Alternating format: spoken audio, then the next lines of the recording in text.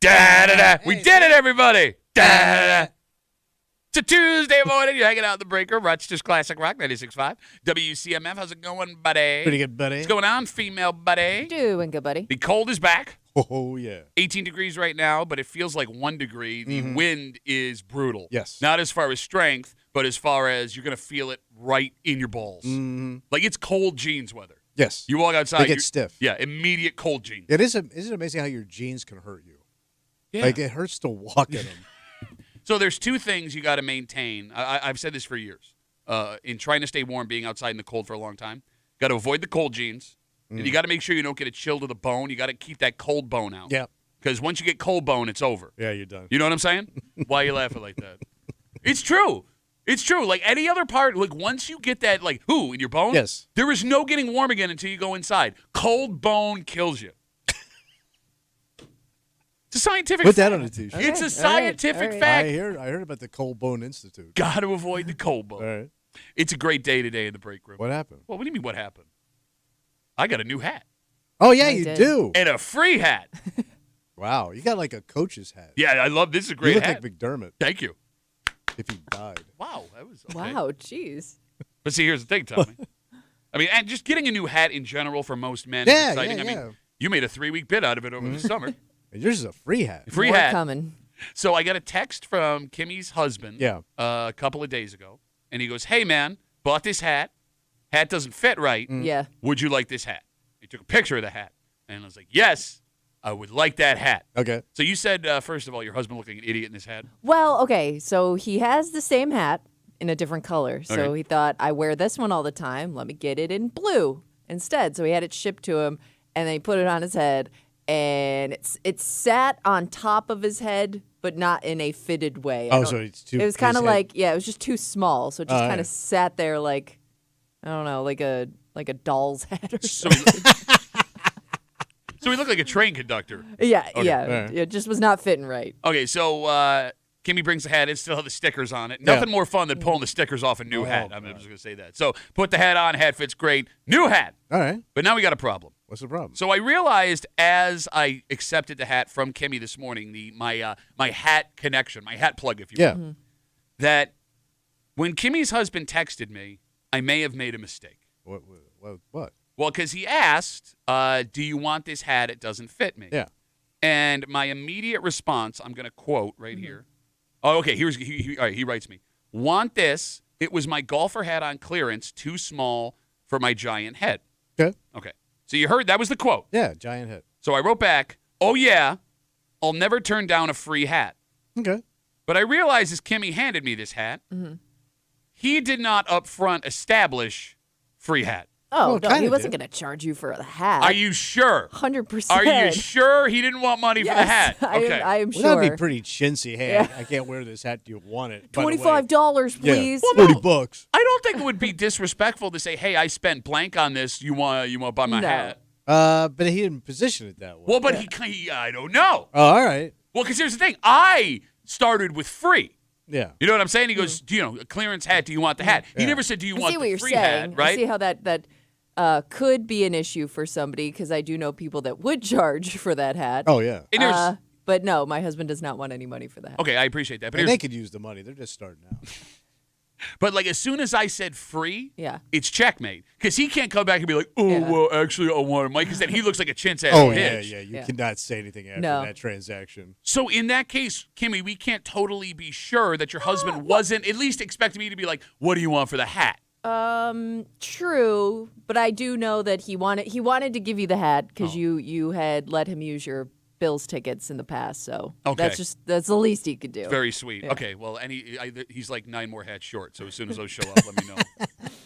No, so then it brings up the interesting guy exchange. What's that? Because you're right, Tommy. Most men, when they have something they're not going to use, are happy to give it to somebody else, and they're not going to ask for any money. However, there is an expectation, an Oregon Trail-like expectation. Like what? Well, we will not exchange gold or currency, but we will exchange goods and services. All right.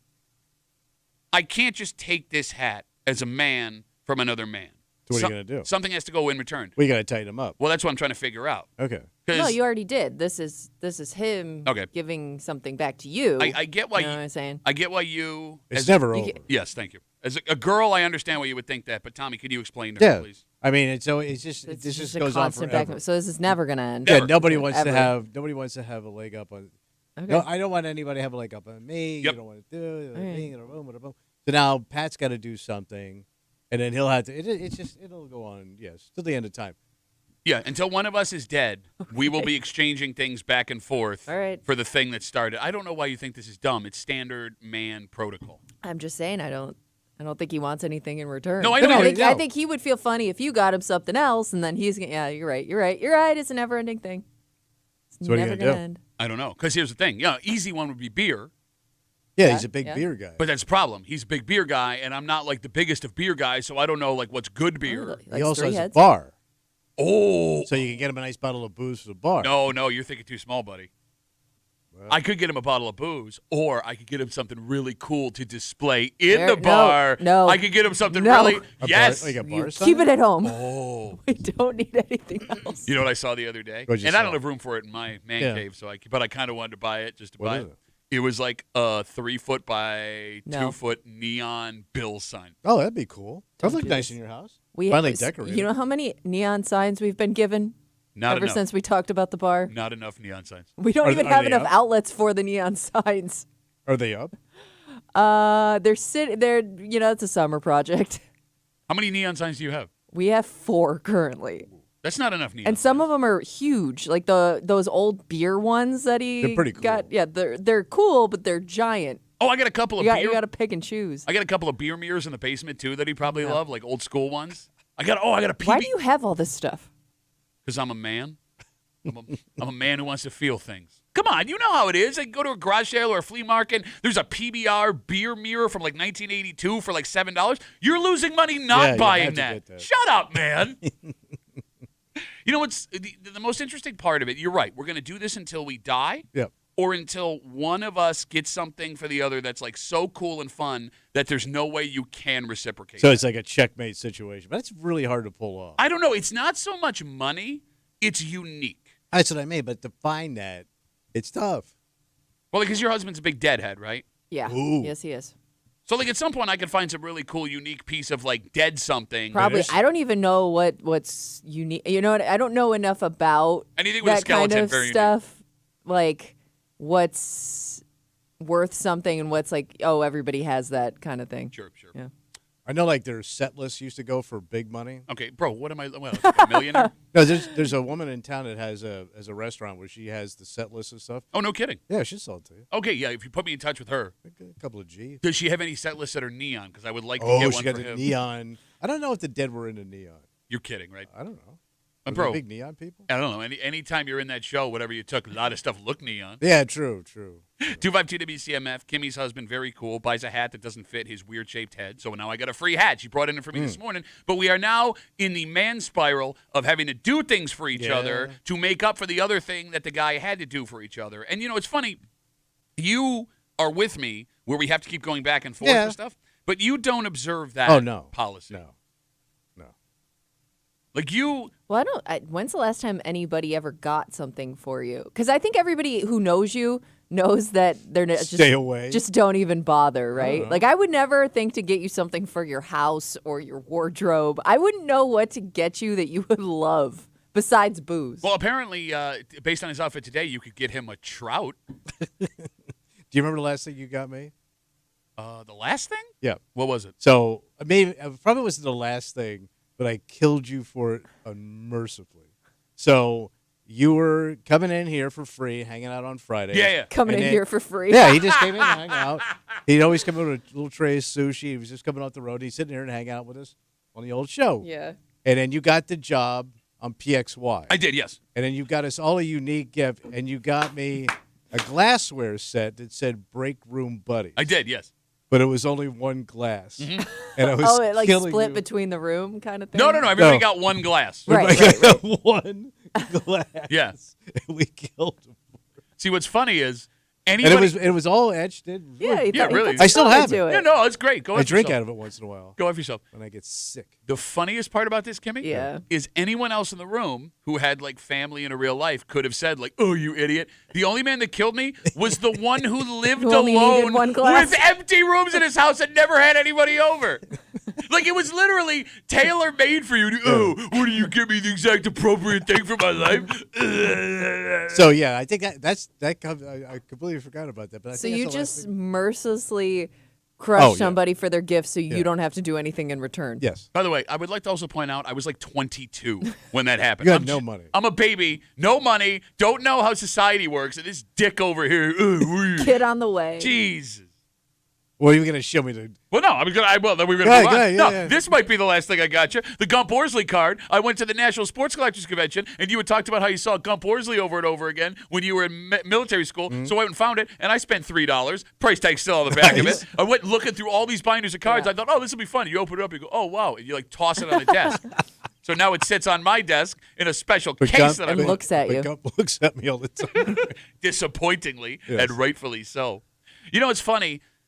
If you walk into Marshall's right now, we're in the throngs of Bills Mafia Oh, yeah. Oh, yeah, mania, yeah, right? yeah. Especially with this game coming up, all the excitement. It seems that every day there is more Bill stuff being added behind Yes. Tommy's head that he can't even see.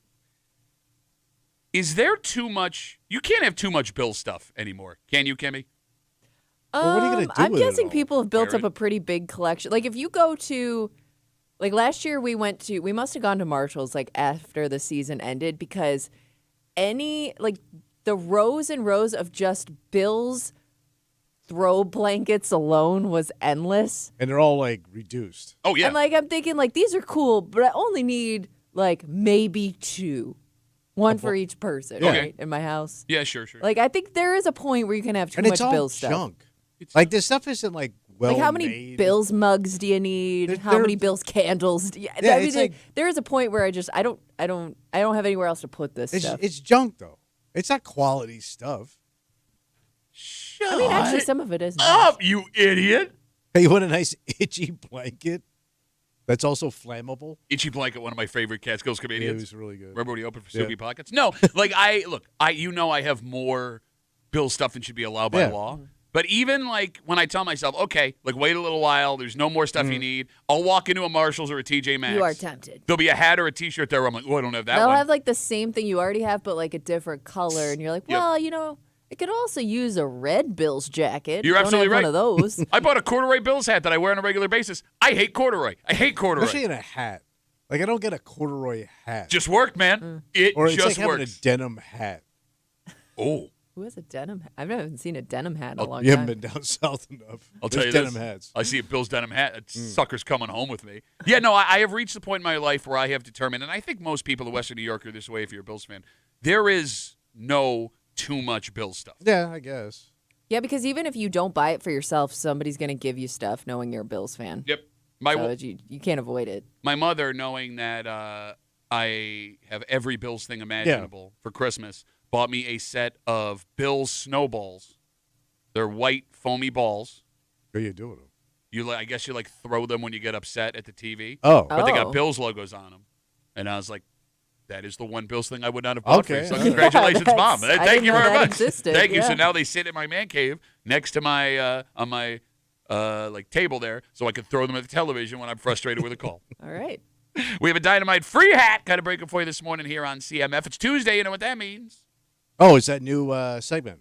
Where are we snowballing in the hood? Kimmy's got her post from the neighborhood app. She's removed street names and town references. She's going to read it out loud, but there are still clues. No, yeah. And you, me, everybody that can hear us, we're going to have to listen. You have to listen. We are going to figure out, based on those clues, where they whine in just after 9 o'clock here in the break room on CMF. So set your phone alarm right now so you don't miss it, or Do it. stay with us. Okay. What are you doing? Not, Your kids are ashamed of you. You're a disappointment to your parents. Just sit along and hang out. Also, just after 7 o'clock, as we're talking about Buffalo Bills stuff, the time before the game is just as important as the actual game. like the tailgate and all that. You nailed The it. jackassing. And there is jackassy as it can be. Mm-hmm. There are some things you can do where you will not be welcomed at the tailgate you were at. Relate it's too much. Well, that's you just get it. banned? Maybe sometimes it's too much, although I've never seen that. It's other career-ending moves. And I witnessed Like one. breaking an unwritten rule kind of thing. Yes. Yeah, I think that's the Like perfect way to just put it. something you thought everybody knew, but turns out not everybody knows. Kimmy nailed it because the tailgate next to us on Sunday. Yeah. Folks from Rochester, too. Oh. The kid responsible for the food made one of the worst mistakes I've ever seen in my life. And I'll say this. Sweet guy. Really nice kid. If this was my tailgate, he's never allowed at my tailgate again. And we'll get into that and a whole bunch more here in the break room on CMF. But first, Tommy. What? Very unique thing going on at Marketplace Mall over the weekend. Oh, what are they doing? In fact, this might be one of the most unique venues for this in America because, Kimmy, this venue, I think, exists all the time for them. Oh, okay. It's always there. But it turns out that this company produces stars in this realm. And it's very possible. Stars as in people? As in, yes. As in, like, folks that go on to bigger and better things. Really? Like celebrity-wise. And it's very possible that a bunch of people who went to a small place on Saturday just to have a little bit of a good time may have seen someone who could be internationally famous 10 years from now. Wow. It all comes down to small venue, great show. And we'll get into it next here in the break room on CMF.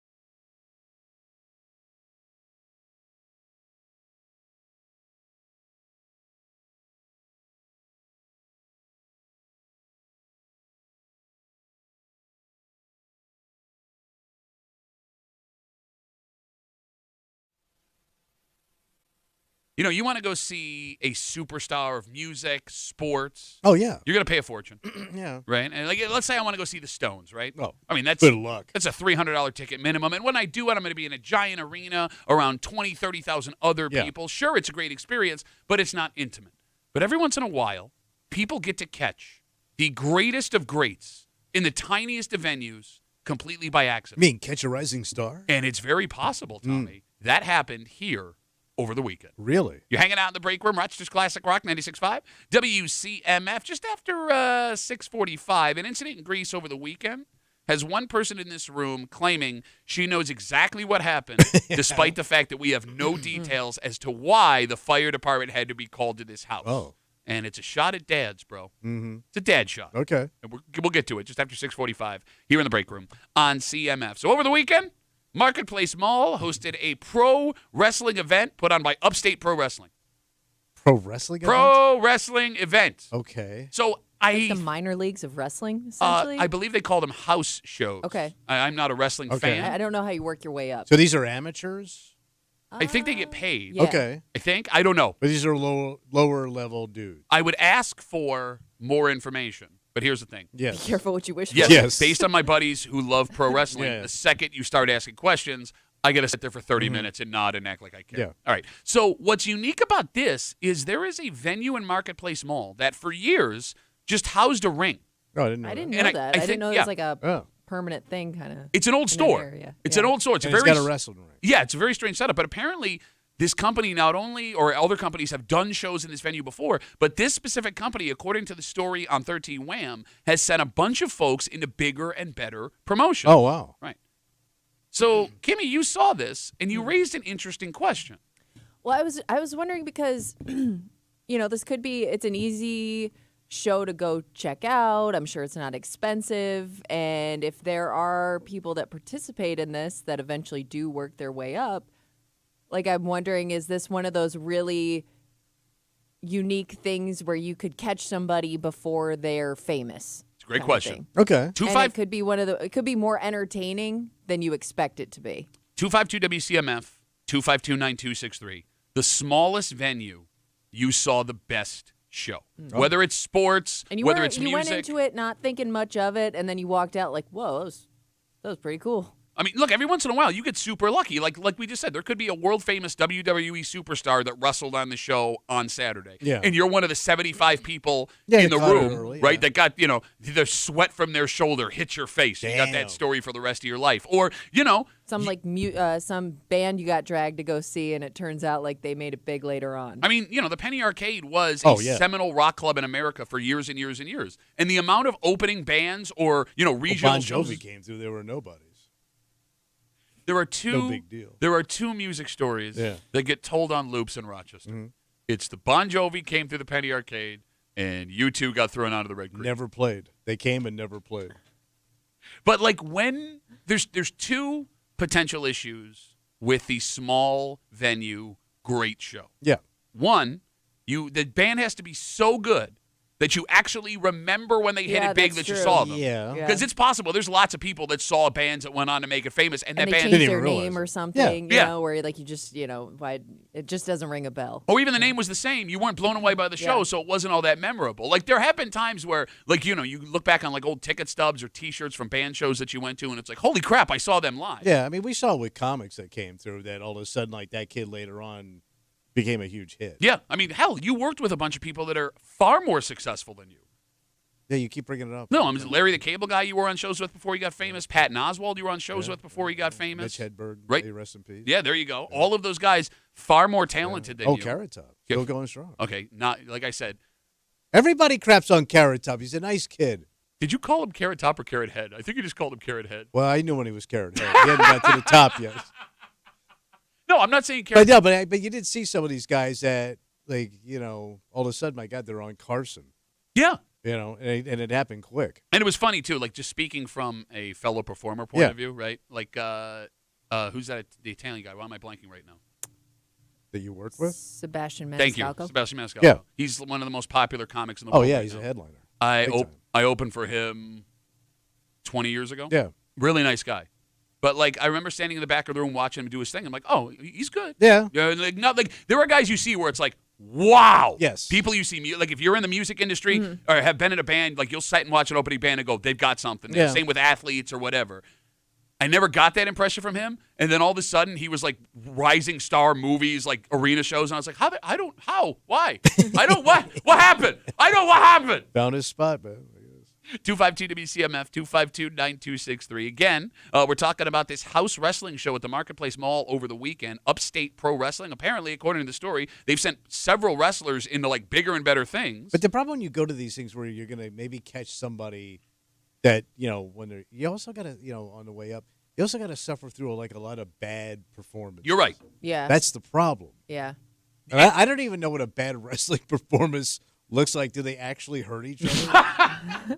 No, you're right. For you're someone that has to either be the luckiest person on the planet, or go to 100 shows to see just schlock. Just hoping performance. somebody, But you see that one band that you. kind of makes it. And by the way, there are also the stories too of like the Stones and some other big bands have this tradition of before they go on their arena tours, they'll change their name on the marquee outside of a tiny rock club in Chicago or Cleveland and do a show, and nobody knows, and you walk in. And there's the effing Stones. Yes. And there's 75 people here, and I'm touching Mick's face. Yes. Right? Which he doesn't like. Yeah, I don't know. Remember that one time a guy touched his face? Don't touch my damn face. You're not here to touch my face. Let's talk to Joe. Hey, Joe, how are you, buddy? Hey, Duffy, good morning. Go Bills. Go Bills. Hey, so 2008, my wife took her daughter to the New York State Fair. They were big fans of Rascal Flatts.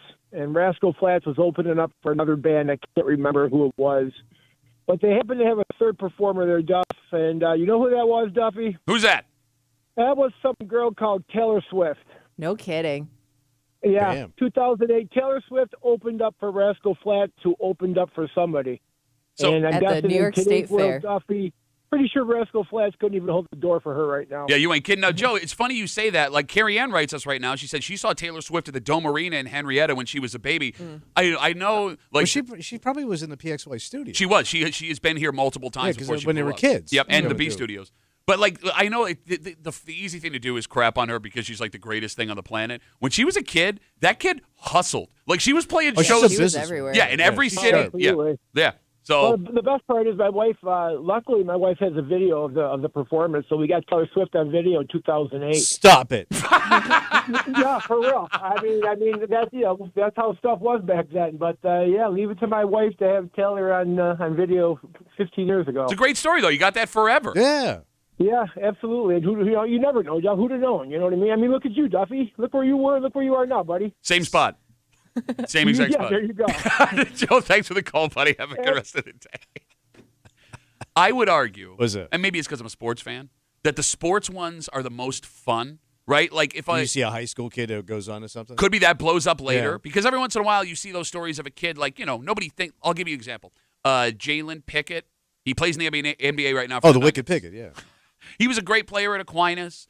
He went and played D1 ball at a smaller school, East, transferred to Penn State. Yeah. He's an NBA player right now. All right. There's a bunch of people who watch that kid play, Sure. and nobody was like, this kid's going to be something. Or like going to a Red Wings game or an Amerks game. Well, the Red Wings for sure, yeah.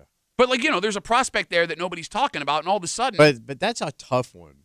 Like you're just watching a baseball game of a bunch of people you don't know, and you would have to remember that you went to that game and that kid was there. Now he's up in the big league. You're right. Yeah.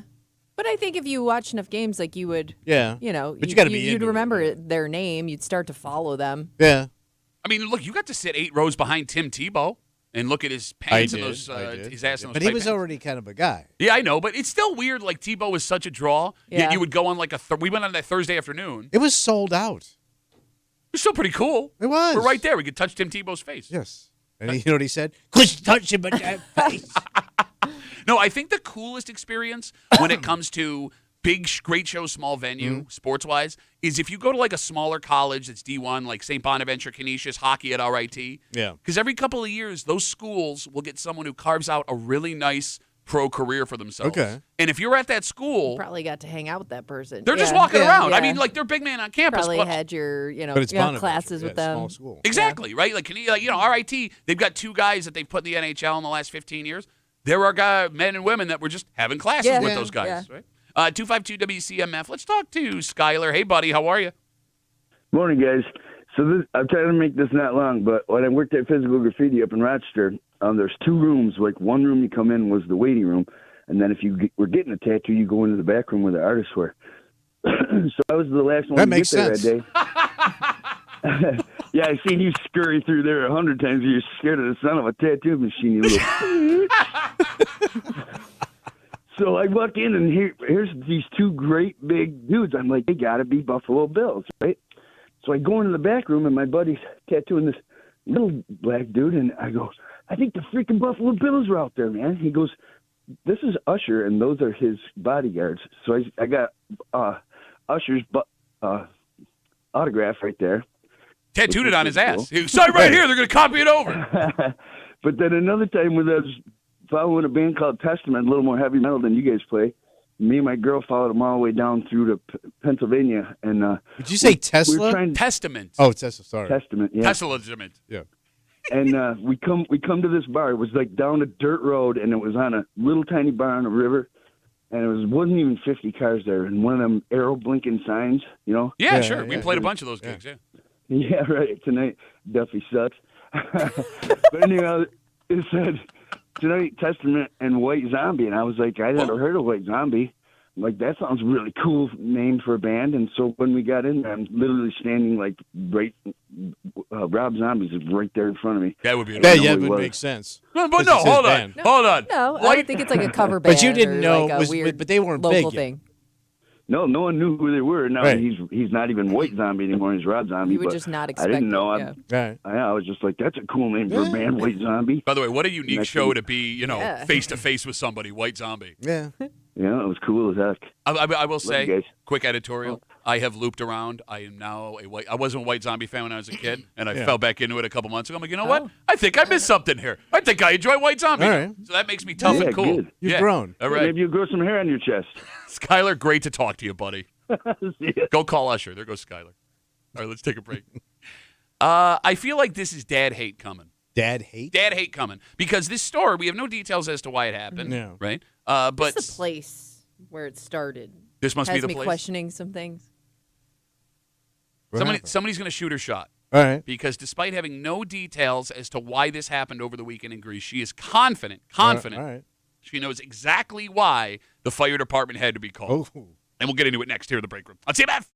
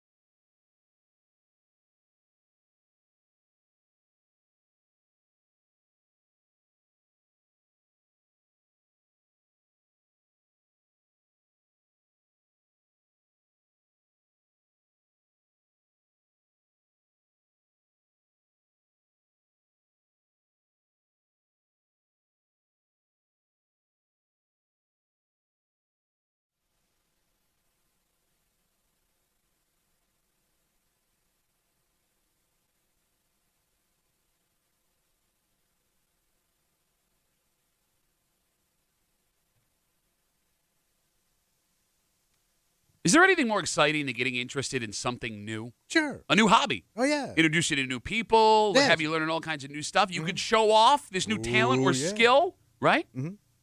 Well, someone in this room is under the belief that an incident over the weekend, despite the fact that we have no details, may have been the result of a new hobby. And it sure as hell feels like this is dad hate.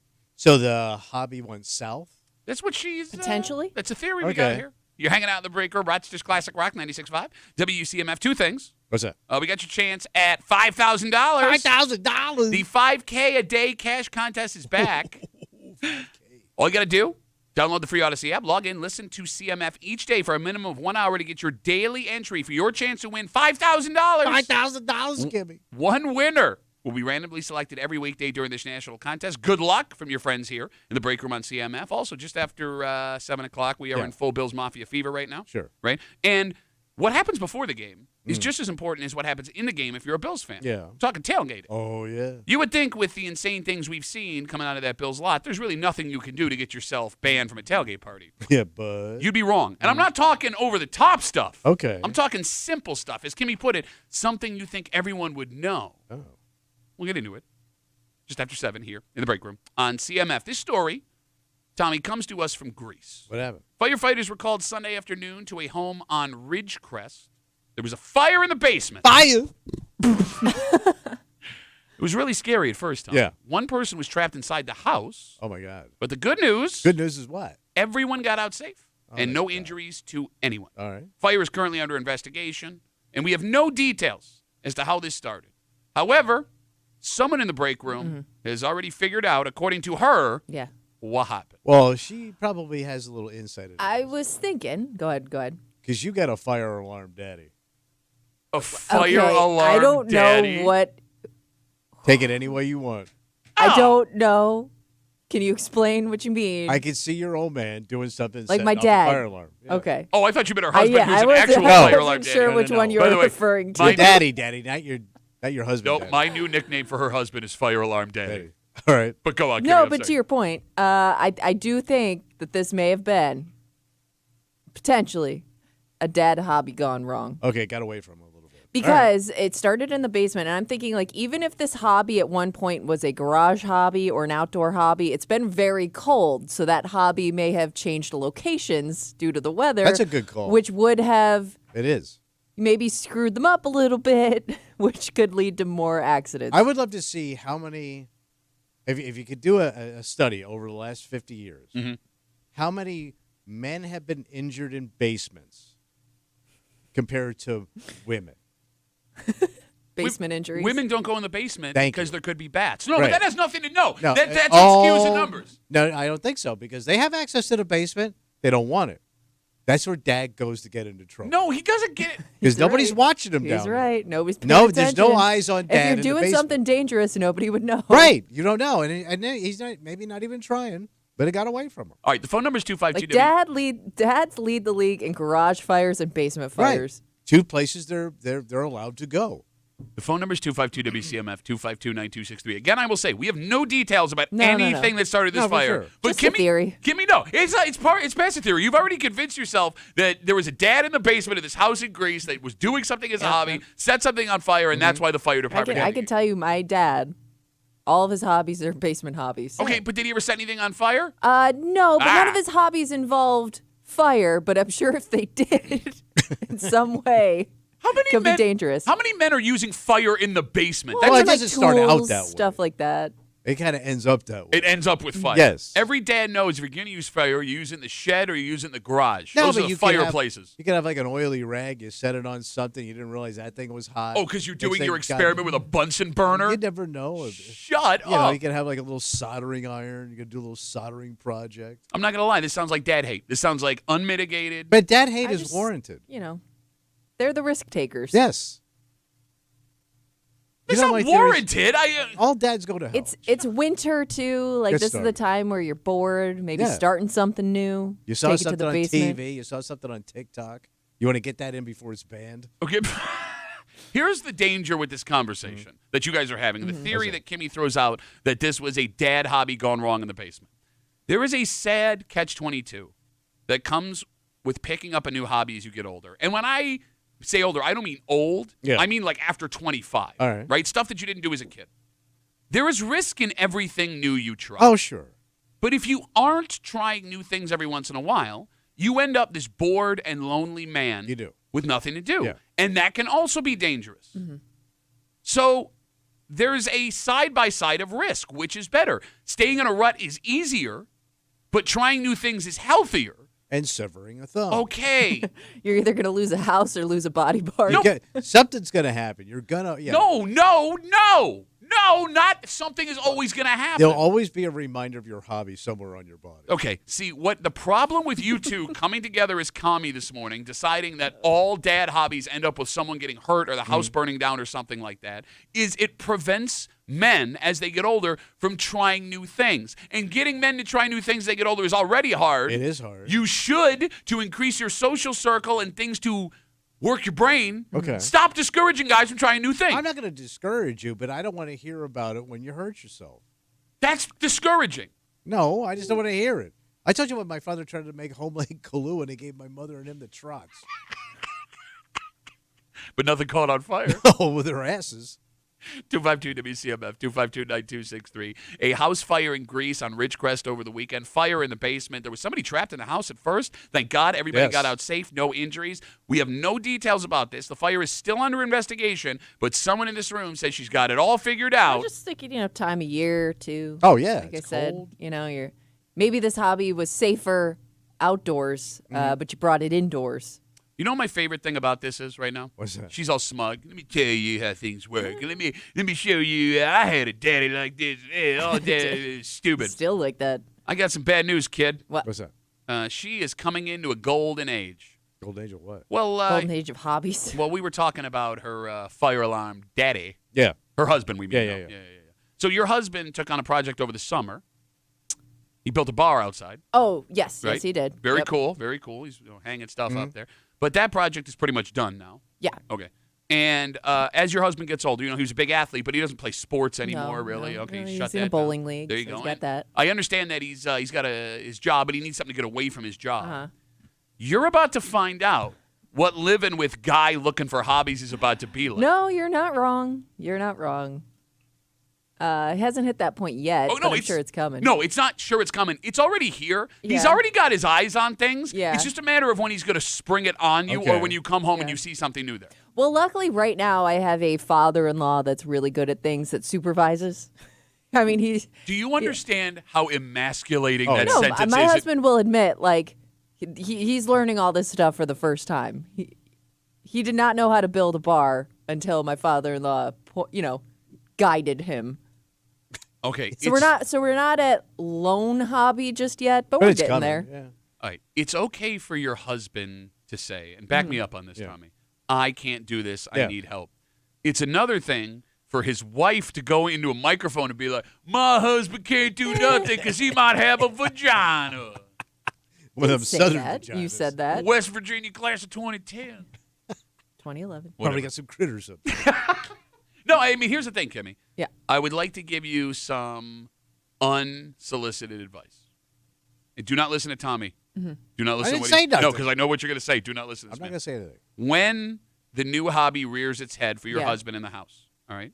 Despite the fact that you think all guys hurt themselves, that the house will catch on fire, that it's going to end in disaster, do not stand in the way of whatever he wants Well, to do. listen, at least he doubles as a firefighter, so at least Oh, yeah, he'll know built how to in. put out the fire that he starts. It'll get But- you. Don't, Yeah, you go. don't discourage him. Subtly sabotage No. him. no, that no, sounds like it a bad worked. idea. No. No, but Would- nobody's going to How know. do you subtly sabotage? Yeah. How? You No, just- How do you do how? that? Yeah. You just, you break something. And oh, look at that. That Yeah, but that just costs me more money. even it might discourage him till he might give up. No, you don't. I don't think so. I don't think breaking something ends the hobby. It does me, man. I tapped out. You didn't Like even if start it's the broken, hobby. I'm done. What hobby have you tried to start? I don't know. I got hobbies. I've never seen you try to pick up something new in the 25 years No. that I've known you. I did the yard work and stuff. Never. I'm trying to think. No, I'm serious. Like, I can't think of a. That's the most pathetic. Oh, hats. I got into my hat hobby. Hat is not a hobby. I got into my shacket hobby. That is no. I got into my high-end scarf hobby. don't And in think my that's a sock hobby. hobby. None of these are hobbies. My sock hobby. Oh my God, you've never tried a new hobby for as long as I've known you. I'm not a hobby guy. Like, I like what I like, and that's it. Okay, Like, both of my brothers are big hobby guys. and you kill them well, for that's it. the thing. But you also know they've almost killed themselves Yes. doing those hobbies. Yes, I get- and I don't want to hear about your hobby. Like, both of them go on and on and on, and they get really technical. Do you get jealous though that they love something that much? That's why he hates it. That's why he gets so mad. Because I am jealous of people who are Oh. really into their hobbies. Even though I don't want to hear about it, I am like, oh, looks like they're really enjoying themselves. When I see guys out golfing, like in the middle of a beautiful day, I am jealous. But I also know I would go, if I went out there, I would be miserable because every time I golfed, it sucked.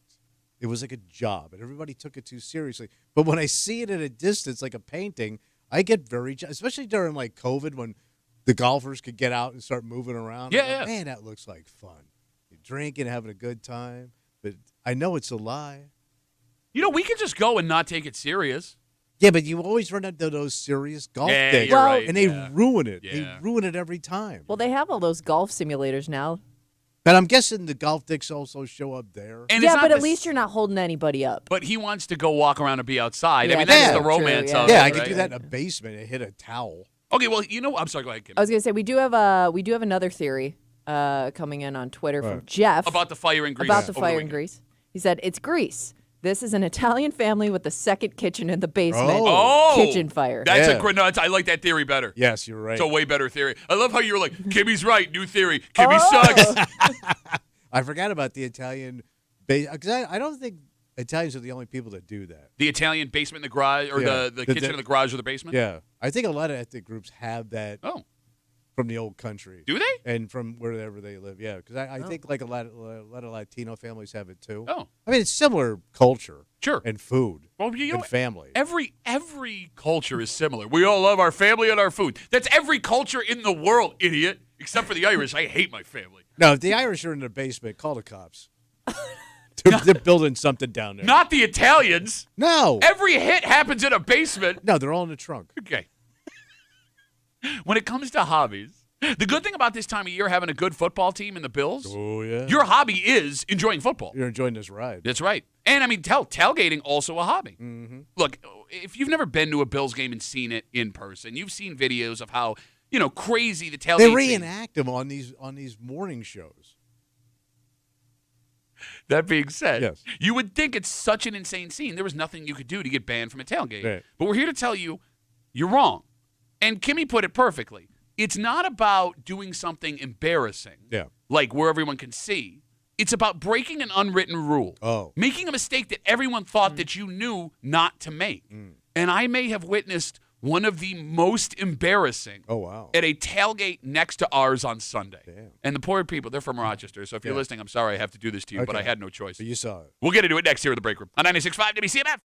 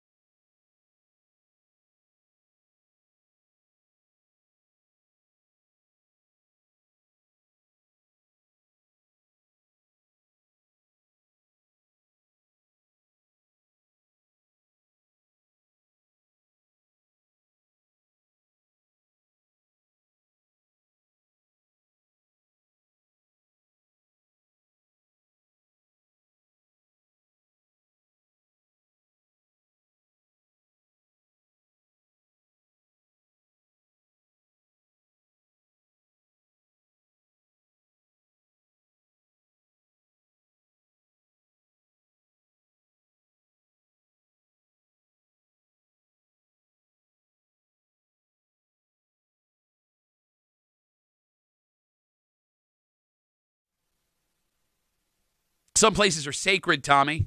Oh, yeah. Churches, schools. Your standards. This place we're going to discuss. And when you make big mistakes at these types of places, folks are going to want you thrown out forever. What's funny about this story, however, Whatever. it's the most laid-back place that people can be furious you ruined. And it can take just a simple mistake to ensure you are never, ever invited back again. Banned? You're hanging out in the break room, Rochester's Classic Rock 96.5, WCMF. By the way, we're not only live on a microphone, we're live on camera, baby. What? That's right. The Odyssey app, WCMF.com, YouTube or Twitch. Log on. The Break Room, WCMF on YouTube or Twitch. Catch a live stream. I guess we got to talk about this later this week. We have been adding one piece of Bills memorabilia apparently for every Bills win the last couple of weeks. Kind of feels like it, yeah. There's now a flag behind Tommy's head. We still have no idea how it got there. No idea where it came from because we discovered, we thought somebody put it up, but didn't. We'll talk about that later this week. By the way, our WCMF live stream brought to you by Three Heads Brewing. Stock up with Kind IPA for the big game this weekend. And speaking of the big game, Bills-Ravens, Sunday night, 6:30, live on WCMF. And a later game, Tommy, means the tailgate scene at the stadium will be insane. Oh, yeah, because you got all day to work it up. That's right. I mean, it was already nuts on Sunday. Yeah. But if you're going to tailgate, there are some unspoken rules you need to know. Okay. So I was there on Sunday. My brother, his buddy, we got our spot that we hang. Your crew. And we're pretty low-key tailgate now. Start a fire, have a couple of beers, you know. The folks we parked next to, dynamite setup. All right. They had a couple of tents. Oh. They had a portable Blackstone. No. Ooh. Nice. Bro, this thing looked nice, right? Great tunes going, fantastic sound system. They had like 10 to 15 people. Their table set up, so they got their nice little conclave there. Very sweet. And Kimmy, you know how tailgating goes. Mm-hmm. Everybody brings something. Yeah. Everybody eats. You know, everybody contributes something. Feed me. So the guy responsible next to us for bringing the meat to grill. So he had a big job then. I mean, that's key. It's the job.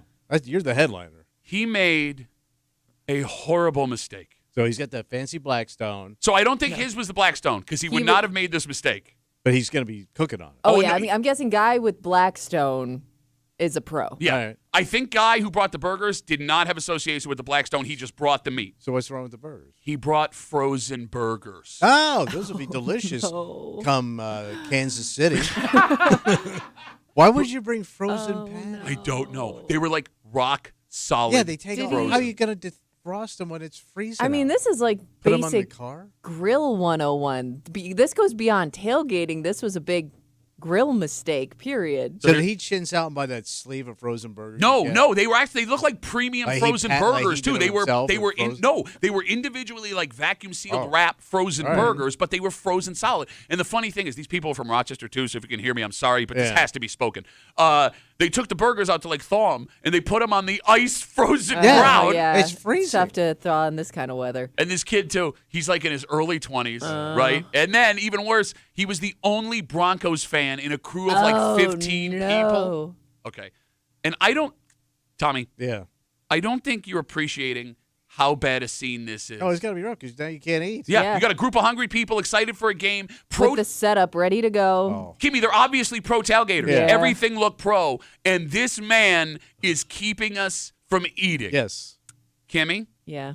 Would that be enough to keep you from inviting that man to your tailgate ever again? Well, even if he comes, you're definitely not giving him any responsibilities. But if he doesn't have responsibilities, why are you inviting him? Everybody eats, like Tommy said. Well, because you don't want to say to his face, we don't want you here anymore. After that incident, I don't care how nice a kid he is, I would say that to his face. If he's a fringe guy, like if he's not normally here, which I'm guessing maybe he's not, or Broncos just fan. Comes occasionally. Sure. Yeah, you can tell that guy it's time.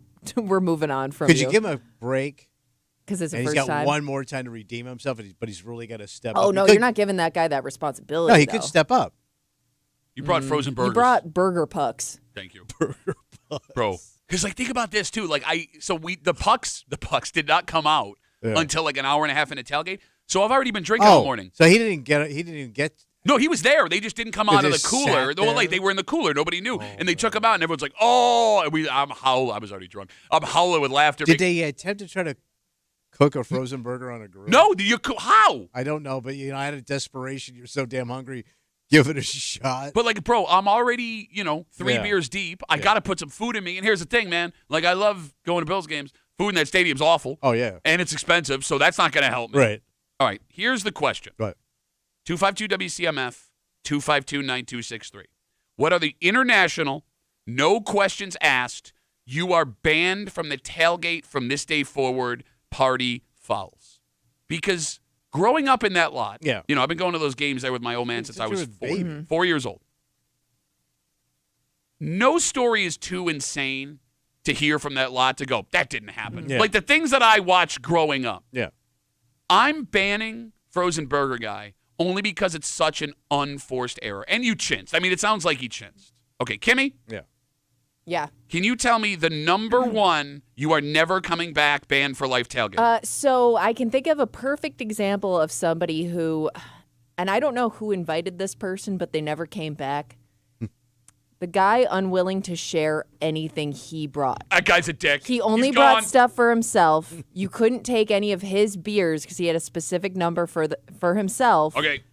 And he kept his eye on everything that he brought and wanted to let you know, like, that was his thing. Yeah, Like, you're the right. person That's a dick. unwilling to share is definitely somebody Right. that I wouldn't invite back. She's right. 100%. Yeah, because, like, what's the point of even hanging out, Right, man? it was weird. Like, if somebody Go home accidentally and eat. went into, like, his cooler and he's like, oh, no, that's my cooler. It was just such a weird thing to say to somebody. territorial. Like, Oh, that happened. So territorial yeah. guy. that's what I'm saying. Like, I don't know who invited this person. This was a couple of years ago, but I remember my husband and I driving home being like, that was weird, right? Like the fact that he wouldn't share anything. And he brought like plenty. He didn't go through all of his stuff. It's funny Kimmy brings this up because we were talking after the show yesterday. Yeah. The Bills tailgate scene is so welcoming. Oh, yeah. Everybody is, it's like a party. It's a tiny little community. Yeah. Everybody is so nice. Everyone wants to hang out with everybody. We were wondering, if you walked into a tailgate, did not bring any beer, did not bring any food, could you get drunk and stuffed just on free stuff? I think so. I think so too. Just walking around? Yeah, because I think everybody brings like 5 beers more than they think they need for every tailgate just in case. Well, I'm just thinking if you're walking around and you just strike up a conversation with somebody that's got a party going on, they're probably going to offer you something. Thank you. But Yes. you're just standing there. Yes. And you could just be like Yeah. moved down stall to stall, man, and eat all the freebies. Even if you say, no, I'm good, you still got to offer people. Yeah, because you're just hanging out. Yeah. And I'll go even further on the beer. Even if the guy's willing to share, if he is the beer bringer, because every once in a while you have the international beer bringer for the party, you bring cheap beer, I'm out. Yeah. And like, okay, there's a soft spot you have to hit when it comes to the worth of the beer at the tailgate, right? Because you can't bring the cheapest of the cheap. All right. Because I saw But some guys like the cheapest of the cheap. Kimmy, I watched a dude in his 40s drinking Natty Ice on Sunday. Okay, all right. There's a line. You're right. But you also don't want like super high-end craft beers if Oh, you're yeah. long drinking. They're heavy. So like, And they're You gotta super pace expensive, yourself. man. yeah. So like the sweet spot is like Labatt's Bud Coors. Yeah. Like I brought Jenny Light. I love drinking Jenny Light on game day. Okay. Well, you made a face. Well, because some people That's would not see the that highest as the high. cheap, No. as the cheap option. Well, no. I mean, look. I think that we can agree if you bring Busch or Natty Ice to a tailgate if party. you bring something you drank in college, kind of thing, or Yeah. in your early 20s. What if Thank you you. brought non-traditional tailgate alcohol? For example, Wine. oh, I've seen I've wine in seen the wine. lot. I've Now, seen- no ladies there, but No. some dude brought some wine. Well, I mean, I don't think wine's as uncommon as you think. Okay. I will say this: if I put someone in charge of the alcohol Yeah. and he brings wine, Yeah. you're banned. Okay. But I'm not going to judge someone for bringing wine Okay. for themselves. All right. What about veggie burger guy? Yeah, no, get that guy out of here. Well, hold on. Well, unless they're bringing it for themselves. Yeah, did they bring them for everybody or just for them? Well, they brought enough for everybody. If everybody would like some, If I'm not forced to eat the veggie burger, but you got to prepare them on your Blackstone. Oh. Like he hands you. And by the way, those things are a bitch to cook because they fall apart. And vegetarians showing up for a grill suck. I mean, if it's just for them, though, as long as you're not forcing Yeah. your Yeah. But you veggie gotta- Give burgers, everybody but you gotta grill okay, it. fine. Hey, I'm trying to be welcoming here, minus Right. all these things. So that I I'm not show up welcoming. with my veggie burger, my bottle of red. One of the worst Billy Joel songs of all time. I mean, what? The veggie burger and the wine would bother you? You look like veggie burger wine guy. Yeah, with but that I'm outfit.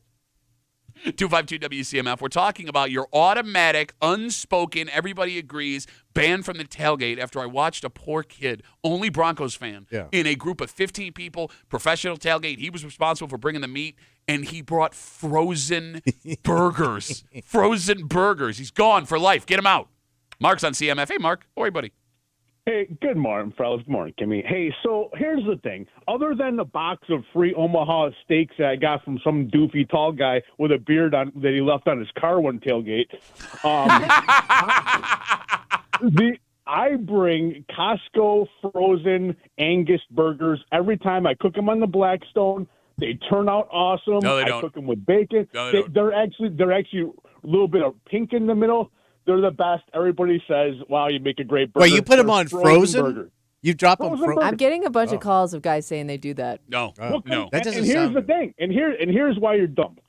So There you go. Hey, write it down, Pat. Here is why you are dumb, Pat. I get the Blackstone piping hot.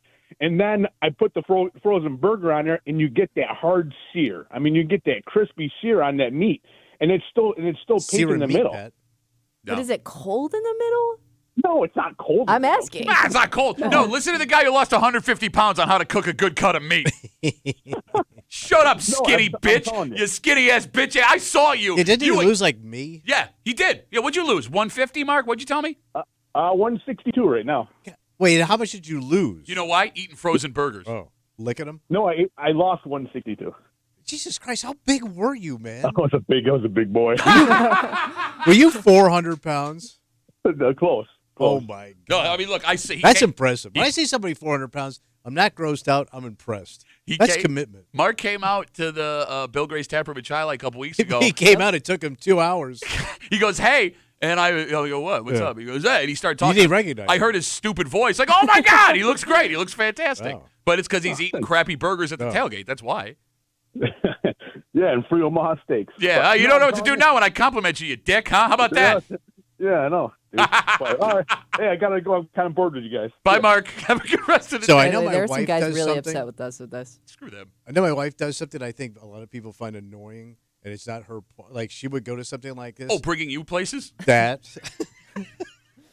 And straightening up. Putting things away. Oh, organizing? No, like, hey, if everybody's done with this, I'm going to close this up and put it in here. If you want any more of it, Yeah. it'll be Yeah. over here. Yeah, boss. Like, this is Well- going to go back. Like, she starts to become the food monitor. And I think a lot of women turn into, like, that role. And I think a lot of guys just want to leave that stuff out because I'm going to eat it. I don't care if it's room temperature.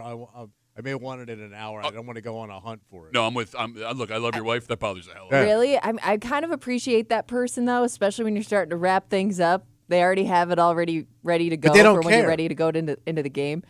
Maybe then, but it starts way early. Look, I got my system. I can get that stuff put away in 5 Yeah. minutes. Like, let's just leave it. Mm-hmm. We got Facebook messages coming in. We're talking about what can get you banned from a tailgate in Orchard Park, which is pretty tough to do. Yeah. To Mark's point, he says there's nothing that can get you banned from a real tailgate. Nothing. Oh, he says real tailgate. All right. The first time I met my brother-in-law was a Bills game. He got so drunk he fell in our bonfire, Oh, Jesus. and we had to pull him out. We've been tailgating most weeks for 12 years now. Kimmy, your buddy sets themselves on fire. Are they banned from the tailgate? I think they learned their own lesson there. So wait, you're telling them hope. they can come I would back? hope that they don't set themselves on fire twice. But see, the word hope is doing a lot of heavy lifting. In All right, that here's sentence. my deal. I give you one skin graft. Okay, I'll tell you. There's two things Yeah. that will automatically get you banned from my personal tailgate. What's that? One, if we are driving together and you're late, Okay. because if you want to do a good tailgate, Yeah. every Bills fan knows timing is everything. And then you're anxious the whole way got it. there. Yeah. The difference in 5 to 10 minutes of getting to the stadium can mean no traffic, great spot, versus 30 minutes in standstill traffic and you're next to the porta potty. If you are late, more than 5 minutes late to my house, Got to get my spot. you're banned. We're never Right. going again. And the biggest one, if you are team negativity, you're banned from my tailgate party. Oh, like during the game? Before or after the game, if you are a negative Bills fan, before the game, But Well, you're we could be you're a nervous fan. together, right? But Ner- you're crapping on them. okay, yeah, nervous is fine. Yes. If you are a Bills fan, even if you're a fan of the, like, I got no problem bringing opposing fans in. If you come in and be like, get out. Look, it's why I can't tailgate with my own man anymore. He's a negative guy. Bro, after the games, we would get in shouting matches because he goes all sky is falling, Bills takes half. I'm telling you, man, like we would be chest to chest screaming at each other over, Bryce Paup and Sam Cowart and J.P. Long. Oh, All right. I'm getting angry just thinking about it. We got more Facebook messages coming in. You can always get us at WCMF for the Break Room Facebook page. Justin writes us on Facebook. How do you ban someone from a tailgate? You're standing in a parking lot. They can just come over and stand near you. Getting them to go is what leads to confrontation and things going bad. It would be hard to tell someone to leave. Well, Yeah, where are they true. going? I mean, you can't really officially put a ban on them. Right. Go stand over Over there. there. You just try not to tell them where 1,000-foot you rule. are. Yeah. Well, okay, but that's the other problem. Right. So when it comes to like inviting people, that's where you can institute the ban after that tailgate. Right. But the one thing, Kimmy, a lot of Bills fans take pride in being in the same spot, doing the same thing Yep. every week. Yeah. Usually, you're not moving around much. Exactly. And if that person you don't want to hang out with comes one time, if they come again, they can always come and find you. They can find you. Oh, sure. They know where you are. And Justin's right. Like, you don't want to, in that moment, look them in the face and be like, get out. Leave. I guess you got to start subtly blowing them off. But how? And everyone's drinking. And again, it's like a Just kind of ignore community. 'em. Someone in that tailgate party is going to engage them. Yeah, they're always that one drunk dick. Yeah. But you don't really want to be around that guy either. No. Well, it depends on how long I've known him for. I guess. There's some drunk dicks I love. Oh, I bet. You heard me. You heard what I said. Can't get enough of them. We got one more Facebook page before we move on. You can always get us at WCMF for the Break Room Facebook page. Again, we're talking about what can get you banned for life from a tailgate party. This is a weird one. What? Dave writes us, anyone that brings glass bottles to the tailgate, you're going to blow my tires, and it's a threat of someone throwing a glass bottle at my head. Glass bottles means no coming back. So all cans? Yeah. All right. I heard, yeah. Isn't that how you like it? Oh, I love it in a can. Yeah. Yeah, I don't. I go can first all the time. Okay, I will say this. They used to call me the can man. Okay. Hey, well, prepare yourself. Can. Man. I enjoy beer in bottles more than in cans, Okay. but I do subscribe to the can-only. Makes life Tailgate. easier. I don't think you're allowed to have glass in the Bills lot. Oh, In you like the can't? official Bills lot. I think so. Yeah, but who parks there anymore? Lamos and weirdos. I can't remember the last time I parked in that lot. Lamos. I don't know what the rules are. Well, the lot opens at 9. That's not enough time. Yeah. It's Yeah. not enough time. All Right. right. I need to get there at 6:45 in the morning to get enough tailgating time in before 1 o'clock. Get your can on. There you go.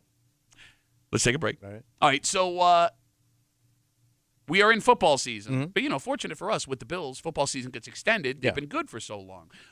This past weekend, we also kicked off another local season. What's that? And I am here to argue, What season? despite the fact that it's bitter cold Yeah. and it's always in January, Mhm. this is the best outdoor season of all the outdoor seasons Really? that we have in the greater Rochester Now? area. Oh, yeah. It sucks outside. Yeah, it sucks outside, but what you get when you get inside after you're done being Oh outside. my God, this is back already. Bro, you don't even know. Your takes are I so bad. know. No, your takes are so bad with this, and you need to watch your mouth. I'm going to ban you from that chair. We'll get into it next here in the break room. Let's get it.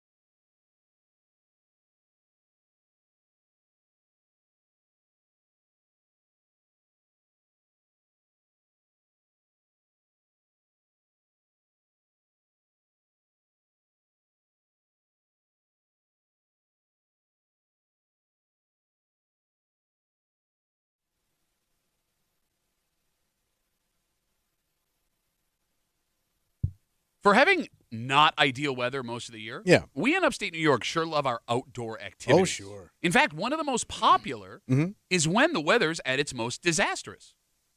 That being said, Yeah. you can also make a pretty solid argument that this season we're going to talk about is the best season for any outdoor New York activity. You mean you're saying better than summer? Yes, because when it comes to what you get out of this upstate season, Yeah. it's universally loved. Universally. You're hanging out in the break room. Rochester's Classic Rock 96.5. WCMF just after 7:45. What if I told you you could be in Europe in an hour and a half? Like the Europe. The Europe. How? We Wait, are hour and a half. Hour and a half, bro. They move it? We are What are they calling Europe now? we are sitting on the edge, it seems, of a technological breakthrough where within the next decade we'll have the ability to do just that. How? No plane can fly that fast. I will The explain. military ain't got one. I will explain. Just after 7:45 here in the break room on CMF. Ladies and gentlemen, Yep. we have hit maple season. Oh, get your syrup. It kicked off over the weekend at Kettle Ridge Farms in Victor. Homemade maple syrup on stacks of pancakes. And So this, they serve you there, right? oh, yeah. You know how these places go. And this specific place, Kettle Ridge Farms in Victor, Yeah. according to the story on 13 Wham, they let you do it fancy if you want. How so? You have the option to enjoy your pancakes in a VIP heated igloo. Well, Oh. they're getting in on the igloo craze. Look, man, as we've talked about many times on the show before, when you're an igloo person, you are better than everybody else. You go glue or go VIP. Go glue or go home. But for most of us, Yeah. the maple syrup trip is as follows. You go check out some of the outdoor stuff, right? Yeah, You put on you're your dying to get to those pancakes. the pancakes are the light at the end of the Yeah. tunnel. Yeah. But you put on your boots, your coat, you walk through the woods. You suffer. You look at the trees, the sugar shack. Then You check out your tree batch. you head on to the big old farm-like building Yeah. to stuff your face with pancakes. And Kimmy, in the wintertime, Yeah. people waiting to get those pancakes, those lines can go on forever. I have yet to experience this. I need to get out there and try this. You've because never done this? No, but I know people that rave about it every year. You've done it, right? Oh, yeah. We go every Yeah. year. My wife loves it. How good are the pancakes? Delicious. Yeah. What do you mean, how good are the pancakes? Well, I mean, you can only take pancakes so Have far. you ever had a No. bad pancake? No, but I've never had one where I went, God damn. Well, when this is that's a pancake. Well, when this is like the specialty, the pancakes have got to be good. And it's not the pancake is just the vehicle to Yeah. get to what you're there Well- for. The syrup the and butter. homemade maple syrup. And you That's want what that I'm butter, too. wondering. Like, is this one Yeah. of those things where you know how like sometimes you don't really appreciate something until you see where it comes from and how it's made? For whatever reason, it just makes it that much more appetizing. Yeah, I is that what how the syrup thing What it goes takes to? to get Because syrup I on don't the think table. much about the syrup. For me, it was always about the pancake. But maybe if I, saw the syrup in progress, it may really make me from bark appreciate to it table. more. I never thought about it that way, but you might be on this. There's something about like the atmosphere, the smell of it all. It makes you just really appreciate the syrup. Look, there will be folks waiting in line in the middle of nowhere in the cold and snow for like an hour just for the opportunity to try the syrup that just came off the line. And here's, Kimmy, what really bothers me. What really bothers you? The phone number is 252-WCMF. Big man making that 252 symbol with his hands. 252-9263. It looks like he's J.O. in the keyboard. You're doing the same thing. No. both doing it. No, you do this thing. Dueling- J.O.'s? Dueling Yeah. Keebler J.O.'s? Tommy, you don't get it. I'm not a big syrup sweet guy, and I don't really like pancakes that much. And they're all right, but I like bacon and eggs, sausage and eggs. No, you don't. When's the last time you had bacon and Yeah. eggs? Well, when I was fat. Yeah. But I'm not I don't like. But you never liked pancakes? They're okay. I never I like just- French toast or waffles. Okay, French toast, there's an argument to be made there. No, there isn't. But Just who doesn't soggy like- as burnt bread. No. Who doesn't like pancakes? I almost feel sorry for you that you don't. You say that about everything I say. No, Because I you know, live but a this pathetic one's- life. But this one's really sad because every kid loved pancakes. Like you never even loved pancakes Yeah, as a but I probably kid. did it as a kid. Okay. All right. No, but that's not the take that bothers me. What's the take? The take that blinds me with rage What's that?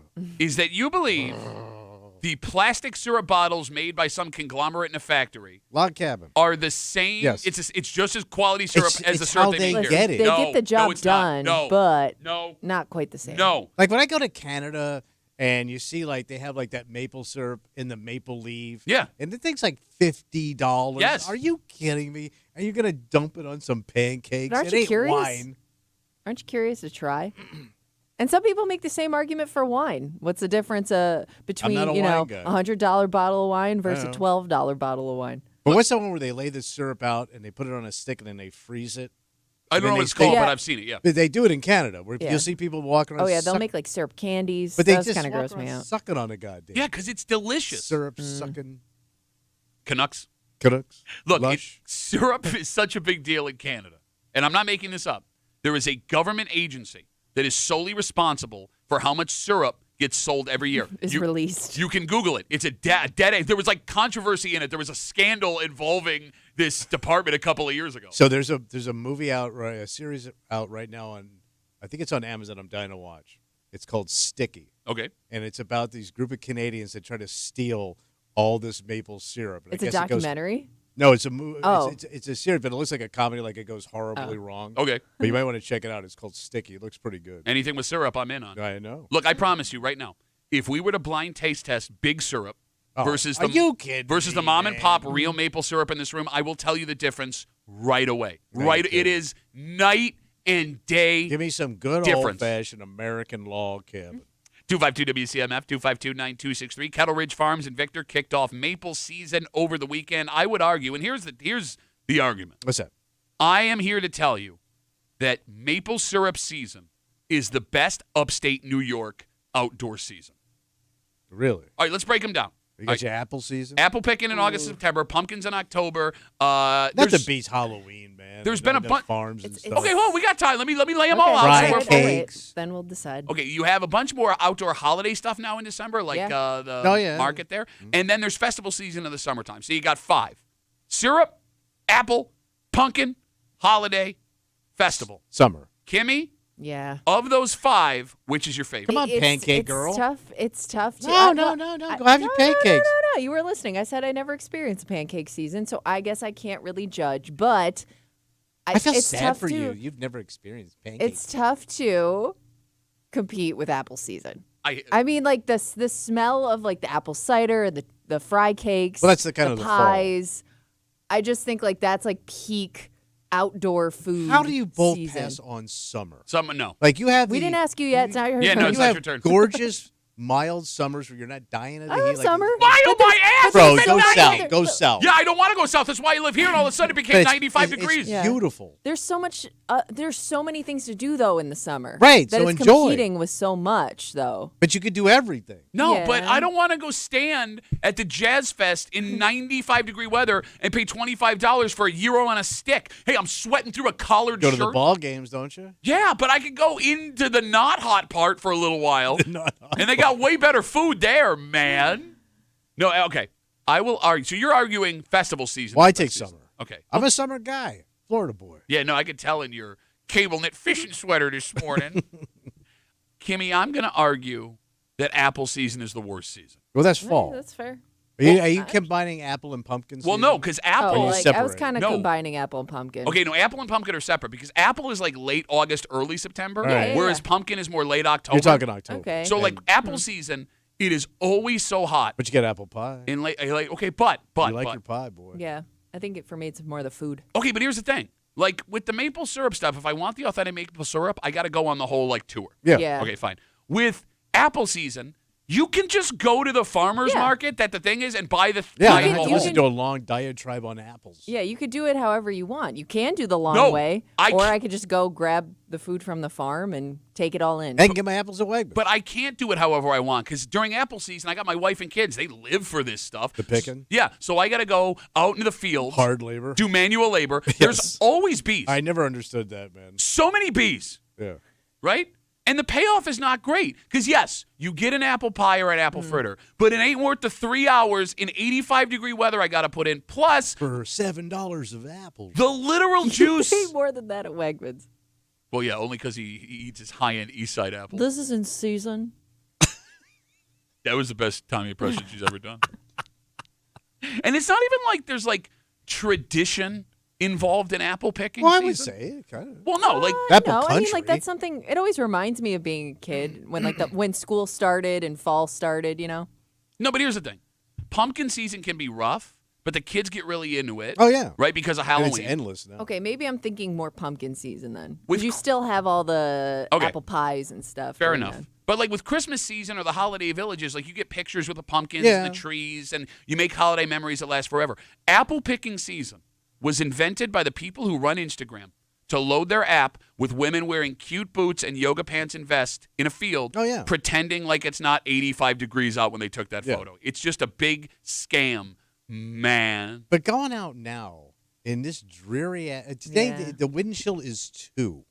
And you might not even get it, like the snow in winter. Do I want to go trek through this crap to get to your goddamn I mean, there's syrup? pancakes at the end of There's the tunnel. pancakes, bro. I can make pancakes. Anything No. I can No, make you at home. can't. Not the same. No.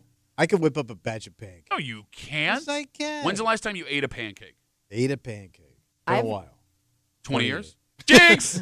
Been 20 years since I've had any fun in my mouth. Food. No Food. kidding. Wait. Food. Oh, thought you said fun because I could have changed that real quick. No, I mean, I like fun in my mouth. You I got to get be it. kidding me. There's this new season that the counties work with. They actually paired up with me because I'm a big radio star. What are you doing? Well, it's called Fun in Your Mouth season. Where would I Well, find wait, no, this we stuff? have an informational kiosk. Where is that? That located? would be in the men's room. Yeah, but there's somebody in there. What's the name of it? The kiosk is called Uncle Pat's Open Your Mouth. I'm about to give you a bunch of fun splatter in your mouth sauce from my wood to your table. By table, I mean your mouth. Yeah. Okay. Or my lips. I can no. honestly.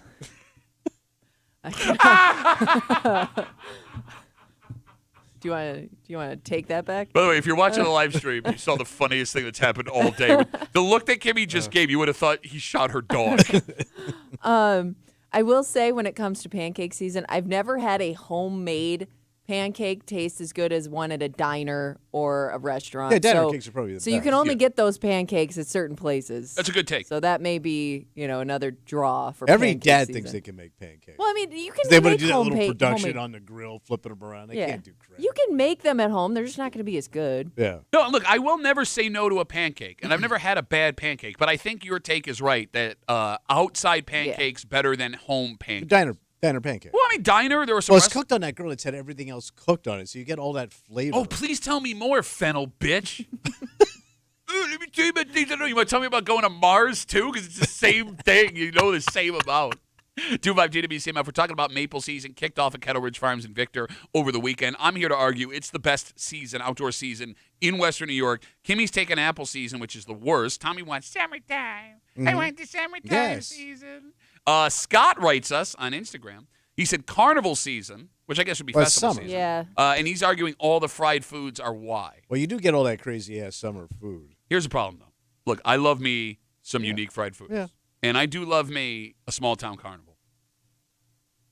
But it depends on the day that you go. Because if you go Time on of day. Yeah, you don't want you don't want those fried Oreos in the middle of the day, right? yeah. You don't want hot foods. There's also the people around you. You know, I played in that bagpipe band. when Yeah, I was a yeah, teenager. yeah. You So hit all of them. I am well versed in the greater Rochester area tour of firemen's carnivals. There are some days where you get there and it's a bunch of families having a grand old time. Oh, sure. Yeah, right? yeah.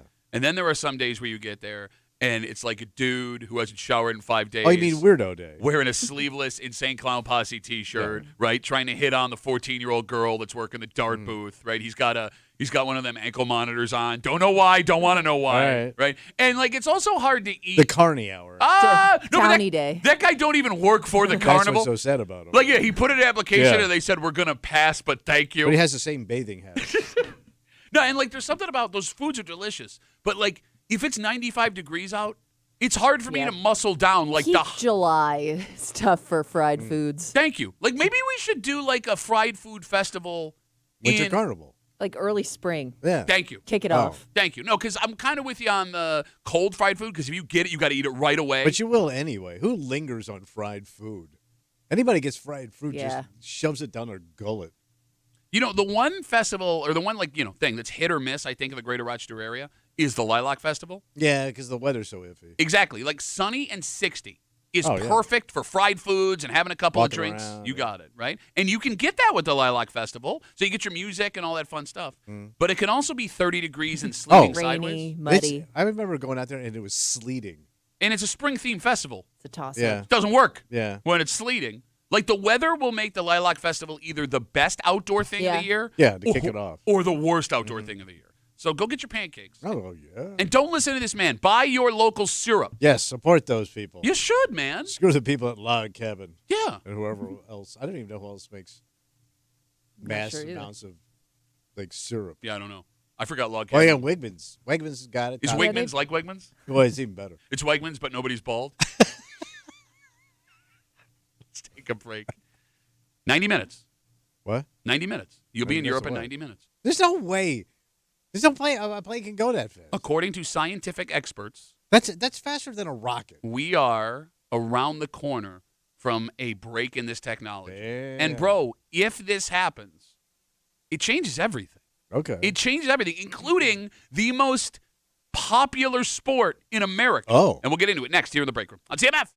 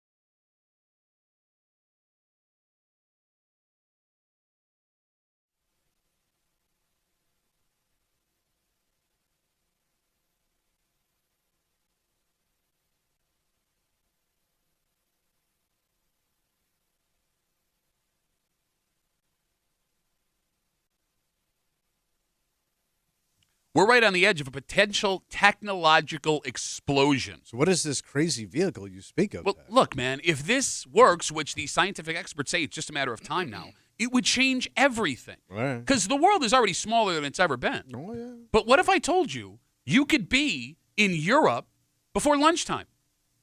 So, like, you said like an hour and a half. You hanging out in the break room? Yeah, why?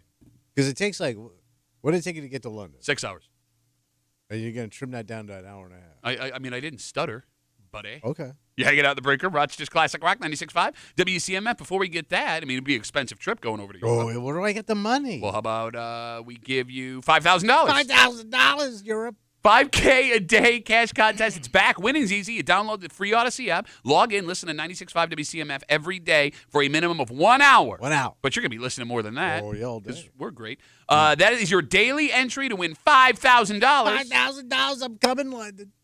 One winner will be randomly selected every weekday during this national contest. Good luck from your friends here on CMF. Yesterday, a story talked to 3 different companies. Yeah. That are working to design a supersonic jet commuter plane. Okay. Supersonic jet commuter plane. Yeah. Supersonic jet commuter plane. commuter plane. Because we had the Concorde. Okay, put a pin in it. We'll look back around. We'll look back because it's got a big Rochester history, that Concorde. Okay. Oh, yeah. So these 3 companies say it is not a matter of if, but a matter of when. The And- super fast plane. Yes, and experts are predicting there could be supersonic commercial flights that you can buy a ticket to within the next decade. 90 minutes from New York to Paris. Well, by 76, we'll be A-okay. That was just for Steely you. Dan knew what they were talking about. Not Steely Dan, Donald Fagen, IGY. Get it right, you bitch. Excuse me. I know he was a Steely Dan, but it's not Steely Dan. So you brought up the Concorde. Yeah. Would you like to explain to Kimmy what the Concorde So was? the Concorde was a supersonic jet. It looked like a needle. Yeah. And I think it made it to Europe in 4 hours, 3 hours. I thought it was shorter than that. I thought it was 3 hours. Well, did you hear Donald Fagen? No. 90 minutes from New York to Paris. So, because I remember when Phil Collins did 2 concerts. He did one in London and he did one in Philly. And he took the Concorde. Was it Live Aid? Yeah. Yeah. So he did both concerts. Hey, remember, don't we have audio of Phil Collins flying on the Concorde over the Atlantic? Says the Concorde made the crossing in about 2 hours and 52 minutes. So All right, 3 hours. Call it Yeah. 3 hours. Okay. But you would even have to, reconfigure like airports to land the damn thing. What if you overshoot London and you end up in like Brazil? Well, then you'd be back there. I think Shut up, Phil Collins. Trying to steal the plane. I love how there's Phil Collins and a basset hound on the plane at the same time. So you bring up, okay, we'll touch on that. You bring up the Concorde. Quick sidebar. Do you remember, Tommy, Kimmy, you have to be too young for I this. do remember. So the Concorde came to Rochester for the Ryder Cup in 96. Yes. The European team flew over on the Concorde, and you would have thought Christ appeared in Rochester. So we got off the air, went outside. And went and looked at. Yeah, because it was flying in. Okay. And like all the news teams were there waiting for it to land because I don't think it had ever landed there before. In Rochester? Yeah, because Probably Why not. would the Concorde Yeah. land in Rochester? Right. So I mean, it's also like because most airports weren't designed for it. Yeah. Because how fast it goes and stuff. Sure. 252 WCMF 252-9263. Again, we're talking about this story yesterday. 3 companies, including NASA, are in a race to establish the first supersonic jet commuter plane. You could be from New York to Paris in as little as 90 minutes. How about the whack on that ticket? Okay, so we don't Because have the Concorde was super expensive to fly on. Yeah, because it flew the Ryder Cup Yes. team and the Queen. Mm-hmm. Okay, so here's the thing. You say this wouldn't work. What? Why are you laughing? Well, did something? Wait, are you talking about when the Queen took the Concorde? And then- what about that basset hound? Why was the basset hound? I don't know. And he's flying, too. He's got no thumbs, if you're watching the live stream. Did something replace the Concorde? Or No, just it went just away? it went away. So Went it had a away, lot of nothing. problems. Okay. Believe All it or not. All right. Crashing and stuff. Gotcha. like that. I didn't Catching know on if like fire. they came up with just a better method. No, or- it just went out. It just stopped It going. wasn't. They couldn't make it work financially either. Okay, Yeah. but here's the thing. You keep saying this is impossible. The experts say it's not. In fact, the technology, what are you talking about when Phil Collins and the Queen were on the Concorde when it crashed? Is that what you're talking about? Well, who else is on board? And, It'd be like Mick or someone. no, Cher- I don't Cher? trust you enough to pull this off 3 impressions at once. No, so the technology for these planes already exists. The problem Yeah. is not the price. The problem is not technical. The problem What's the problem? the boom. Oh, yeah, because that's the other thing. Like, all these cities didn't want to land in, like, Boston and stuff like that have I have to deal communities with that. around it. Or even, like, JFK has, like, neighborhoods around it. All right, so for those who don't know, these Screw supersonic up the Mets jets, schedule. they break the sound barrier. And if they do it over residential areas, it can be a massive I problem. can blow out your window. You got it. But these companies say they believe they've solved the issue. They've gotten the noise down to, and I quote the story, a sonic thud. Oh, Okay. Like a little fart. That's what they say. Like a sonic fart. So, but that seems to be the biggest barrier between Really? commercial supersonic jets is the sonic boom. Yeah, all right. Which is interesting. All right, let me ask you guys this. Let's say they offered supersonic commercial flights tomorrow, and it was affordable. Yeah. Would both of you be in? Oh, yeah. I'm giving that a solid year before I get on one of those. Minimum. Great call on her part. Yeah. What, you think it's going to crash? Well, I don't know. I don't want to be the first to find out. I mean, she's right. I mean, you brought up, you overshot it, you hit St. Petersburg. Yeah, you guys work out the kinks first, and then I'm I'll. in. You flew so I'll join fast you ended up later. in Leningrad. It hasn't existed for 50 years. So, would you take it if it was for free, though? First, they've tested it out Yep. and stuff, but this is like the first paid customers can go for free. I'm with Kenny. Whole family, go for free. I'm not getting on that plane I'm for. taking that all day. By the way, I think year's too short. Give me 5 years. They've Okay. worked on Right. planes, man. There's been They know one planes. plane like I know. this, the Concorde. That's it. Hey, but we flew a ton of it. And you And just you said, just said it crashed. And it burned a couple of times, but, You'd get on it, no questions asked, first Oh, yeah. flight? Really? yeah. Go see Europe, the Europe. Oh, I've been seeing it on TV. Bro, you're the one guy that can afford to sit on a plane for 6 hours. You got nothing else going on. I also wonder. I know You know it's what, a though? short. Hold go on. ahead. What? No, wait. What? Because if I took that Yeah. and that sonic boom went off, it might bother me a little bit because it's so loud. So it probably really hurt your ears. But what would it sound like pre that when we're flying along? Your ears really hurt. I love how she asked the question in the voice. Oh, your ears so high? I don't know how your pressure goes. I'm not sure where we're going with this one. What were you Well, looking? yeah. No, that was sorry, See, this my is bad. why I don't load you up with too many impressions more than you can handle. Well, I can't do. Well, I me. do wonder. I know it's a shorter flight, but is it tough on your body? Like, is it hard? Like, is it going to be Like an the G-force or uncomfortable something? hour and a half flight because you're great going question. so fast? So, The I mean, G-force taking off. Yeah, is there G-force inside the plane, though? I don't know. I mean, I would think I if mean, you're you going feel it that when you fast. take off, and you can feel it in your body as you're taking off. But I thought the G-forces only came from, like, banking and going don't upside down. know. By the way, Oh. I'm talking out of my you-know-what. I have no Yeah. idea. All right. No, you're right. Like, when you take off on a plane, you You get pushed feel back it. into the seat. So But if you're going that fast, you hauling ass. how would they solve that problem? Maybe it isn't as bad as we think. Would it Yeah. make people sick? 'Cause, I mean, Oh, yeah. people get Yeah, I get airsick- nauseous on flights sometimes. Yeah. It doesn't take much. Well, by the way, thank you for what we discussed last week that we may be talking about on the air. Oh. That heads up, if we have to go do that, puking Kimmy over Oh. here. The other thing about the Concorde, it wasn't spacious. It was really tight. It was small. So it isn't like you're in a jumbo jet. Oh. It's really small and long, but if you're claustrophobic, you wouldn't Ooh. like it. All right, I'm out. Hmm. I'm out. Why? It'd be I like still being in a thi- commuter flight, but hauling ass. Yeah, no, I don't like little planes. I don't like little planes at all. All right. Bothers me. I told you the last one I watched, the last one I was in, the little one, I watched a big old fat guy get his belt loop stuck on the Oh, yeah, handrest yeah, of yeah. the seat, and he panicked and freaked out, and I had to free him. It was very uncomfortable. Yeah, I don't know. I'd have to weigh being claustrophobic versus saving, 3 hours during your trip. I don't know. Might be worth it still. All right, so with all of this being said, Yeah. the idea that these three companies, NASA included, believe we will have supersonic jet commuter planes within the next decade. When they figure this out, Yeah. that's when the NFL will have their European division. Oh. Mark my words. Because it will be the same flight time from, like, New York City to Europe as Buffalo to, like, Georgia. Yeah. You know what I'm saying? Yeah. If you can Look at get that. over the But ocean in how are you getting them big asses in that tight ass plane, bro? Oh, good It's question. tight. Yeah. You'd have to take, like, 3 of them. I don't think. Yeah. Well, maybe the Two at a time, fellas. Remember, I mean, we're talking about the Concorde in 96. It's 2025. It's 20 years later. Maybe the All right, technology has gotten to a point where you can make those things bigger. Okay. I mean, think about the difference. They got to be wide for them big wide asses. But think about the difference in a commercial flight between 1976 and 1996. Yeah, I mean, that technology just, Yeah. not the planes we flew in. They all still had ashtrays, but Yeah. Sure. you know what I'm saying? No, but I'm telling you, man, like the supersonic commuter jet is the ticket to make NFL, NBA, NHL European, international leagues work. Okay. And that'll be it. That'll be the all last over. puzzle piece, and we're done. Yeah. So, I don't know, maybe you want to get online now and get in the queue to get your first Supersonic plane ticket next to Phil Collins, a Queen, and Mick Jagger. And their basset hound that they all take care of. Who's also flying the plane. And does this noise. Oh, for some reason. All right, let's take a break. Let's talk things less expensive. Okay. Look, raising kids costs a fortune. Mm-hmm. Everyone's got them, knows it. And it's funny when, like, parents and grandparents, our grandparents, well, it wasn't that bad for me back in the day for you. It's because they didn't do nothing. Well, no, that's just it. We did.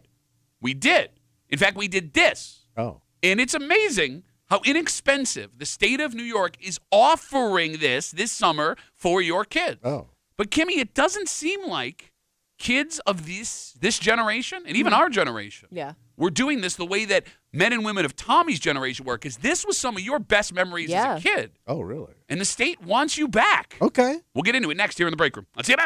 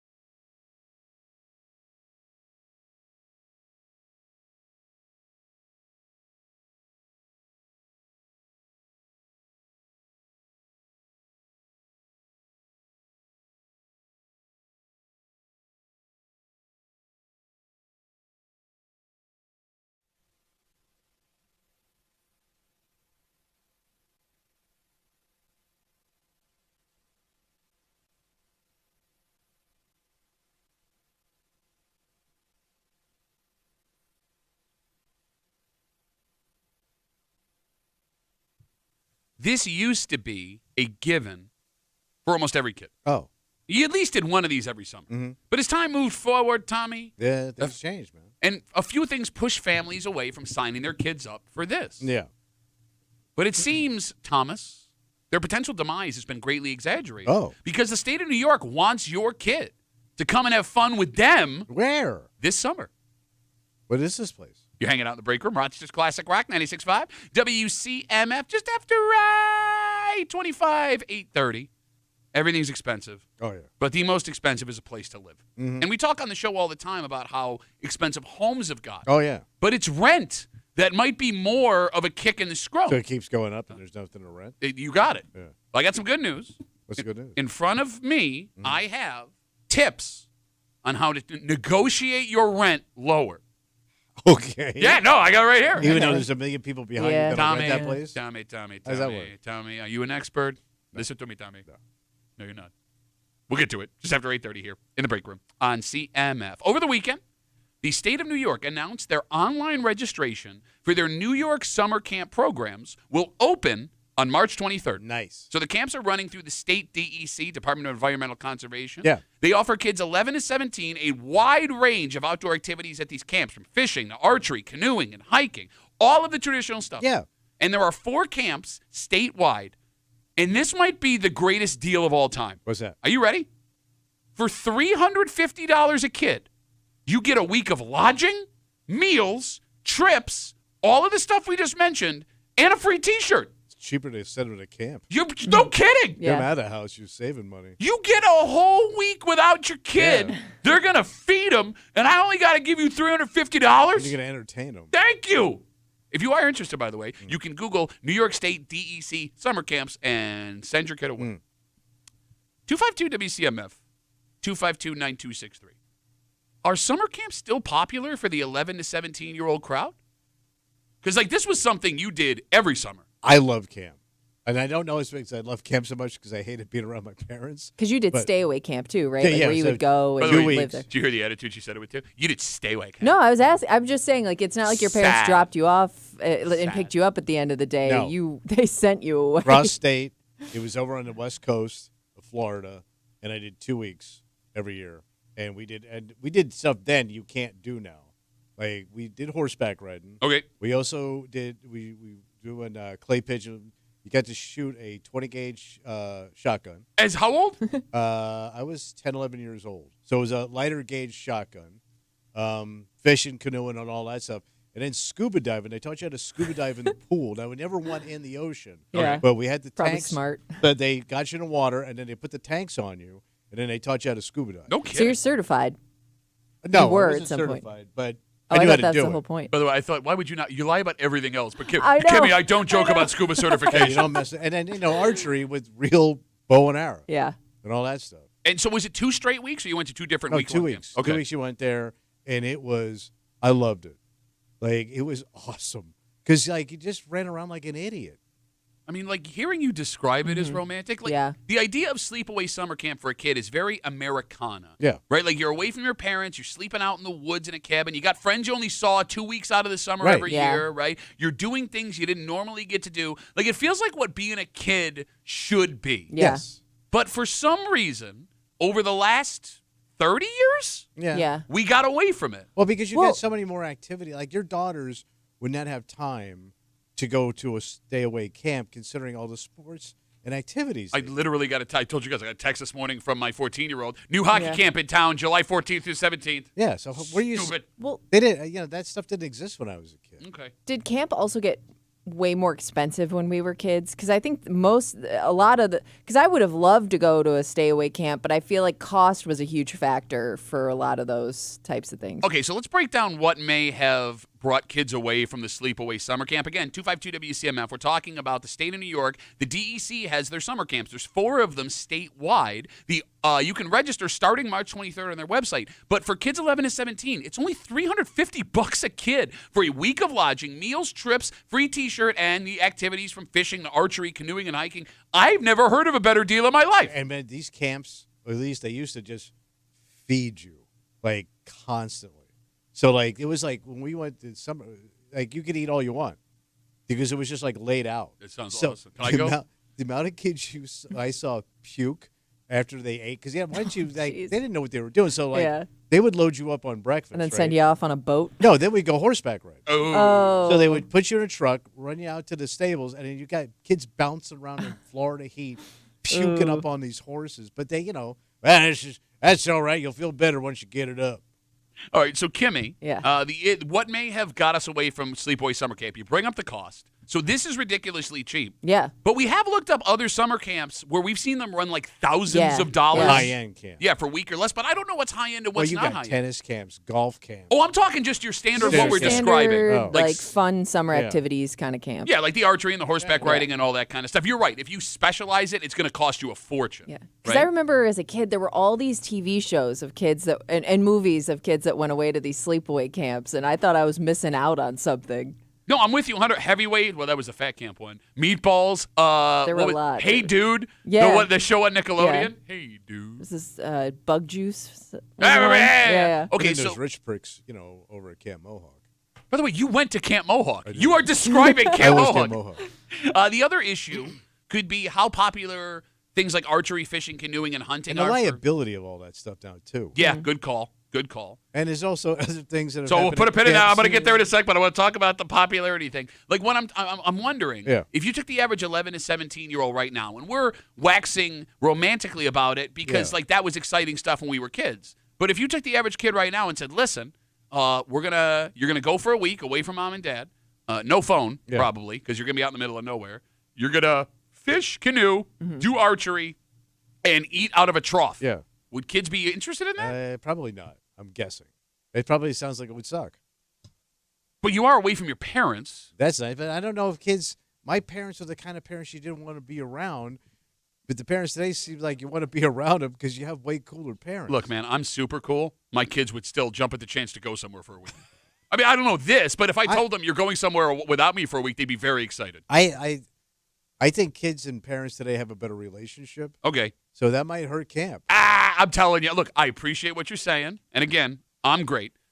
All parents are great. But no, I think just the idea of like being able to be independent. 14-year-old's going to want to get away from their parents, right? For a summer. My daughter's got a hockey tournament this weekend. She's already trying to get me to let her sleep in her other teammate's room. Because, lady, let me do anything in the Best Western in Oswego. That hot spot. Yes. 252 WCMF 252-9263. Let's talk to Jim. Hey, Jimmy. How are you, buddy? Good. How you doing today? Good, man. Hey, I went to the DEC camp in Rushford when I was like 12 or 13. It was a blast. So same kind of deal, sleepaway camp, all that stuff? Yep, you were there for a week. We learned how to shoot 22s, 20 gauge, bow and arrow. You actually Make a got man your out of you. certification for hunting. So you had your hunter certification, so you could start, getting the hunting license every year. Wow. All right. You went on hikes down to a bog and canoe. We went on overnight sleepovers out in the woods with no tents, no nothing, just sleeping on the ground. Bearers. No, it was a that's when the funding ran out. It was a blast. We had a good time. Hey, Jimmy, do you have kids of your own? Yes, I do. Did they ever do the summer camp stuff?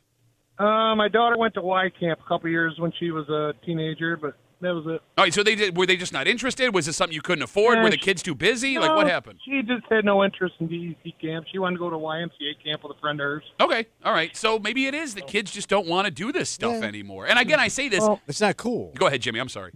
Well, I had a dad, an older brother, and brother-in-law who were all in the hunting that because I was the youngest by 8 years, so everybody was up around 20, and they were all doing hunting and fishing and all that, and I was into it. So Sure, I get you. Yeah, you're right. followed that. The family influence will definitely dictate Yeah. what you find fun. But it was a blast, and you couldn't have more fun if you tried. All right, so Jimmy says go. Go do it. Enjoy. The Go do it. outdoors. Jimmy, Yeah, it's a blast. thanks for the call, buddy.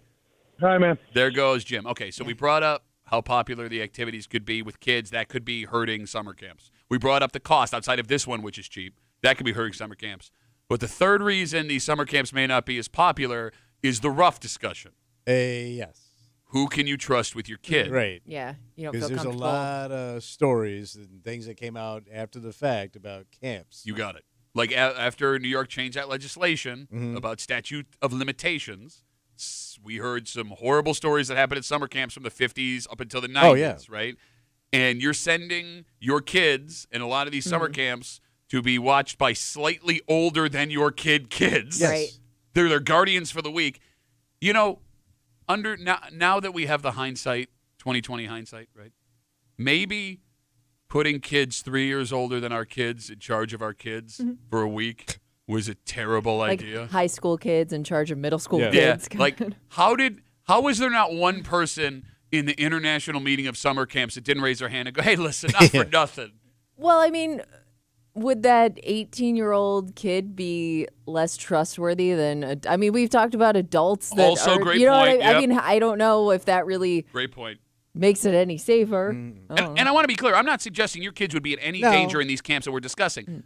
But But I think it hurt the industry for sure. you're right. And even now, I don't know how many parents I know personally would send their kids off to live with strangers for a week Yeah. by themselves in a place they've never been. I mean, looking back on it, I understand it was a different time, but it's kind of crazy when you look at it through that lens. Our parents had no problem doing that. No. And I was you- 4 hours away from my parents. Well, no, I get. And that is in the house. No, your dad paid for leave him in the ocean camp. Rocks around his ankles camp. And you were isolated too. You didn't have a cell phone then. You- Yeah, nothing. I don't think there was a phone in that joint. I would wonder then. I would think being connected to your kid at all times would make parents a little bit more comfortable with it. Yeah, but then that takes away the Camp whole. air tag. Such an old I man know, thing I know, to say. I know. Hey, you doing a camp air tag over Yeah, there? air tag 'em. Doing it. No, but I mean, if you're right. I agree with what you're saying. Yeah. But if I'm like, I'll use my 12-year-old for example. I think my 12-year-old would be very excited to go experience something new like this, Yeah. Claire, right? But if I told her keep your phone on me to stay, she would just be texting my wife and I all day Okay. long, not enjoying any of the stuff Right. that's But going it would on. make you feel more comfortable. Sure, but I also don't know how healthy it is for a kid to be texting and archerying at the same No, time. you want to be in the experience, Yeah. not worrying about everything else. The whole reason they're out there. Yeah, it's I mean- it's a clean break. So then I'm wondering, because I felt like it was kind of this way when we were kids too, those specialty camps, whether it's the sport your kid plays or instrument your kid plays, those kind of took over. Yeah. And, you know, every kid had some activity that they were into that they could do a camp for. So maybe that's what really killed the overnight summer camp. But those got so expensive. Okay, there was one camp, and I wasn't even like really into this as a kid, but Yeah. I wanted to go to so bad. Are you guys familiar with Camp Woodward? Woodward? No. It's an extreme sports camp Okay. in this Oh. place in Pennsylvania. Like BMX? and BMX, stuff? Okay. skateboarding, rollerblading. Did you do Oh, any of okay. those? I mean, I had a skateboard, and my Okay. buddies and I would go to like I didn't the know you farmer's were skate that park. into it. Did you not see my bowl cut? I would think, though, you'd have to be pretty good at it to go to that type of camp. Gimme, can a man dream in All right. middle school? I just elementary can't school? picture you on a half pipe. That's all I'm saying. That was the meanest thing you've ever Well, you were a said to me. big kid. Yeah, Most I of- wasn't a great. Big kids You weren't were- borders. You weren't built for BMX. No, I was not. I was a skateboarder. But I all had those my kids were all skateboard. like scrawny kids. Yeah, man. Nobody really told me that when I got my skateboard. By the way, They all look like Trevor Lawrence. they all, also like all the kids. For some reason, the rich kids like were into skateboarding and Oh. rollerblading when I was a kid. Well, it was cool. You could afford it. And there was this place, I think it still exists, but it used to be off the Interloop called Crudco. Okay. It was where you could buy all the skateboarding stuff. And they would go get like the, like skateboarder model stuff with Custom like the stuff. name brand, Okay. like Tony Hawk stuff, Yeah. Birdhouse and Blind and all this stuff. And my mom like made me get a skateboard from like Walmart that had Yeah. like Garfield on the bottom of it, right? So I'm trying to blend in. I look like an idiot. So I wanted to go to Camp Woodward so bad. Yeah, and this is stayed away camp. Yeah. Okay. So Where was it? It's in Pennsylvania somewhere. You barely can't afford this crap. Bro, it was like $3,000 That's what I'm a saying, week. yeah. It was insane. Damn. But I knew a kid. One kid. Who what? Yeah. One kid got to go to Came Camp back with Woodward. stories. I That hated made that you kid. so jealous, too. By the way, not even a pro skateboarder now, so who's the idiot? I would still go to Camp Woodward now.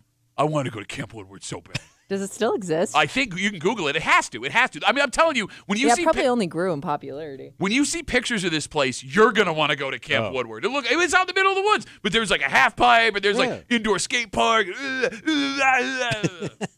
No, looks like it's still open. Wow. Badass, son. Badass. Yep. You know, it's funny. There was always this like romantic idea too What's that? of like you would meet your friends at camp and you would stay in touch with them for years. Forever, man. Do you have any friends from camp that you kept in touch with? Oh my God, no. But that was 69, 70. Well, no, but you hear these like romantic stories. I met my wife at camp when we were 7 and we got married. Or, he was my best man at my wedding and we met at summer camp and he was from, Long Neck and I'm from Rochester. No. T-neck, Long Neck, who cares? Yeah. No, I think, too, it would be really hard at my age back then as a 10-year-old to stay in touch with a kid that was, like, not in my own school district. You know what I mean? Yeah, I get what you're saying. Because I'm in outside of Tampa. I live in West Palm Beach. Kids came from all over the state. Well, no, but you could write letters. Well, no, you're illiterate. So but all of a sudden, what are you going to send a buddy a postcard when you're 10? I just thought people did that. Did you not see Dennis the Menace, the movie? Yeah, no. Oh, what do you got down there, Kimmy? No, it's just the activities that are offered at this Camp Woodward. We got. You could do parkour camp. Do what? That's like where you run around and like, jump off of things. I could do parkour. No. I can still go to Woodward. I could do old man parkour. But I'm just saying, like, the gap in skill levels with kids with that would have to be pretty wide. Because you're either the kid that can climb the rope or you're not. Well, yeah, but you remember kids. And there's no in between. You always had to be like an acrobat. Yeah, no, I mean, look, it takes a lot of talent. But, Kimmy, you remember, but that's what I mean, though. Like, you have to have a skill to go to this camp. But you don't, because you remember back in the day when, like, the X Games blew up and, like, it was really cool to be, like, a skateboarder or a BMX or a rollerblader. There were two kinds of kids. Mm-hmm. There were the kids that were really good at it, and there were the kids whose parents who just gave them all the money to stuff. And I'm guessing this camp, if you give them the thousands of dollars, they're going to be like, yeah, your kid's great. Bring him in. All right, let's take a break. All right. Well, money. We're always talking money, right? You can't go to Camp Woodward. It's too much money. No. Paid too much to live, Tommy. Yeah. Well, guess what? What? We are going to lower some of that money. How? Well, I have a story in front of me right now. Experts who claim you can get lower rent. Yeah, how? By simply negotiating. You'd be a master negotiator. No, you don't even have to be a master negotiator. They're going to tell you how to do it. Oh, is it a couple of tricks? Yeah. All right. Right here, right now. Let's do it. We'll do it next year in the break room. Let's see you back.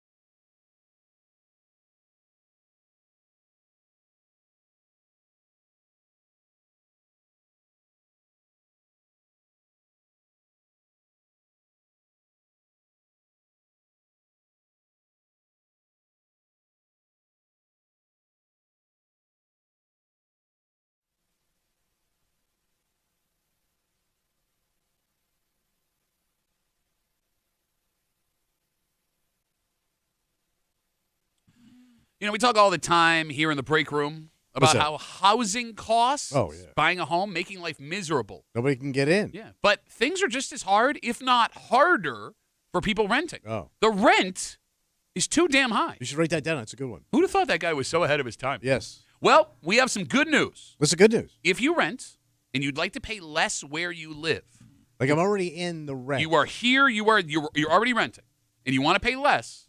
It's as simple, according to these experts, as negotiation. The art of the deal. How do you negotiate?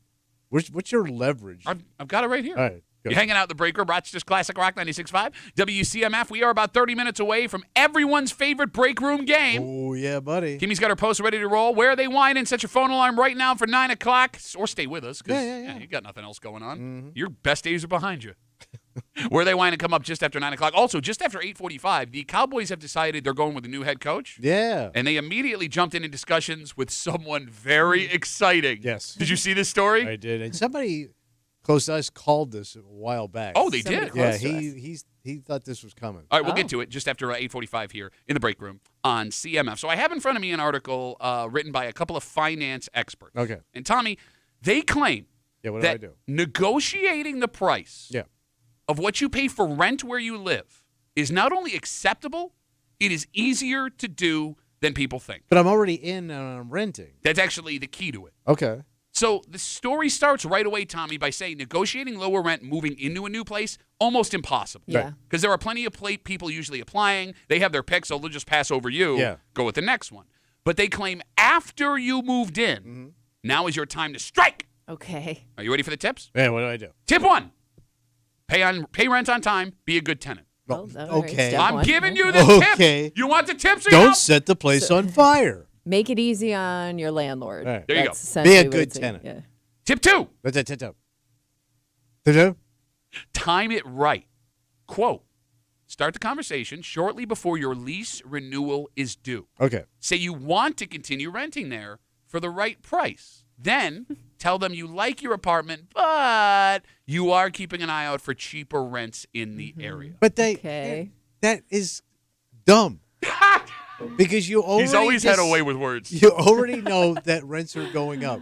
So there is no cheap rent you could go get. Well, and there is cheaper rent if you choose to give up. You want to go live in a Scuzz Tower by the river. Scuzz Tower is sold out right now, bro. You can't get in, I hear. What you were saying, I'm sorry. No, but like he knows you can't find anything cheaper. And he's got a line of people ready to rent his place, so he doesn't need you. As a matter of fact, he's probably going to be raising the rent. Well, yeah, I guess that would be the because rents have issue. gone up probably in the last 10 years. Rents have gone up every year. Yeah, I mean, it does seem that way. But, okay, here's the thing. Phone number is 252-WCMF, 252-9263. You and I are very out of the loop when it comes to rent because when I rented, it was cheap. I haven't paid rent in 12 years. You haven't paid rent in 1,000 years. Kimmy, you were the last one to rent. Yeah. Did your rent go up every year? It did slightly. It wasn't anything we couldn't manage, but I think we got really lucky. Okay. You know what I mean? I don't know if our experience was everybody's experience. Okay, now here's the thing. Yeah.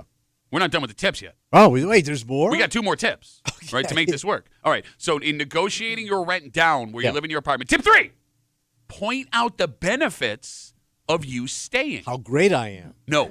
Remind them the hassle of having to list their apartment, showing it, screening it, and losing out on the potential income while you are not there. Yeah. And then finally, tip 4, offer something in return. Give them back. Yes, this sounds like a start of a porn, but it's not. They mean offer to sign a longer lease, offer to prepay 2 months instead of 1 month security deposit, and then they go on from there. But those are like the 4 key points of how to negotiate your rent. So having heard all of them, Tom, in your mind, is this possible? No. Not the way you describe the rental climate as it is. Another guy who doesn't rent. Yes. Looking farther afield, Pat, you a damn fool if you think this guy, he knows what he's sitting on right now. Okay. Is it worth a try, though? That's the question. I guess Even you if could don't always get be anything out of asking, it. but I'd like to call my one time out of the show. Okay. Thank you. Quick sidebar. This is the second time in 3 days you've used the term farther afield. I don't know where I picked it up. No, there was definitely something you watched on Netflix that had farther afield in it. I think so. Who else has watched that documentary or series? And please tell us what it is so we can take it away from him. Because you sound like an idiot. No, he sounds smart. Okay, so you don't think this is going to No, work? it sounds like based on everything, it sounds like supply and demand. They're in the driver's seat. All right, Kimmy. Yeah. Have you ever heard of something like this? No. I've never heard of anybody getting their rent down. Like maybe if you're lucky, you can keep it the same. I don't think you're getting it for cheaper than you have it currently. I also would worry by doing this, because you can ask, I'm sure, but if you go into it thinking you're going into some sort of negotiations, you could also ruin, if you have a good relationship with your landlord. Why ruin that? Okay. Why ruin a good thing? Well, because you could be saving $100 a month. Well, no, I'm saying, but if they just straight up say, no, I can't do that, and you keep trying, I just would worry that you could make it worse for yourself. Okay. 252 WCMF. Of the folks listening that are currently renting, do you think you could pull something like this off? Because, look, I agree with what you're saying, Tommy, when it comes to supply and demand. Maybe this works in other communities, but like here in Rochester, there is such a shortage of places to live, and they are frantically putting up apartments and townhomes in every suburb in the greater Rochester area, right? And even downtown, like the luxury apartments that keep opening up and then immediately filling. Yeah. Mind-boggling. Yeah. It is mind-boggling, So right? But I ain't got no negotiating skill.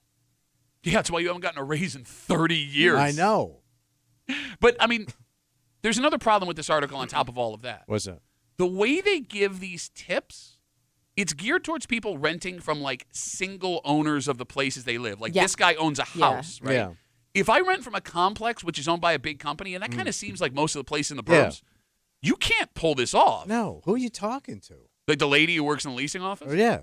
Because that's the last place I leased was in Cornhill, and there was a leasing office, and it was like it was like one of them old homes that was divided up, but they owned like a bunch of stuff. Sure. And I used to just go and pay her, but she wasn't the landlord. Yeah, and I mean, like, I would also assume that everybody pays the same for the square footage of the complex that you have. Like, the only break I got, because I always paid on time, when I was getting ready to leave, and I was getting ready to move into a house, I didn't know when, they let me go at the end month to month, so I could walk at any time. I thought that's because they were just so excited you were leaving. I was a good renter, Pat. That's what everybody says. No, by the way, cashola. Under the T? Way under the T, bro. Dirty money. Dirty radio money. Only because we touched it before you got it. Yes. 252 WCMF. We're talking about this article written by several finance experts that suggest you can negotiate your rent down. We talk about the price of buying a house in Rochester all the time here, but rent is just as, if not worse, to try and afford. They say you have to do it while you're already in the apartment. Pay rent on time, be a good tenant. Time it for when your lease is about to come up. Point out the benefits of you staying, about how they're not going to have to list it and go through all that, and then offer something in return, something like signing a longer lease or paying 2 months deposit instead of one. You think this is crazy. Yes. Kimmy is a little more Luke on it, but you don't like it. Yeah, I guess it's worth asking, but if they say no, I'm not fighting it. 252 WCMF. Let's talk to Josh. Hey, Josh. Hello.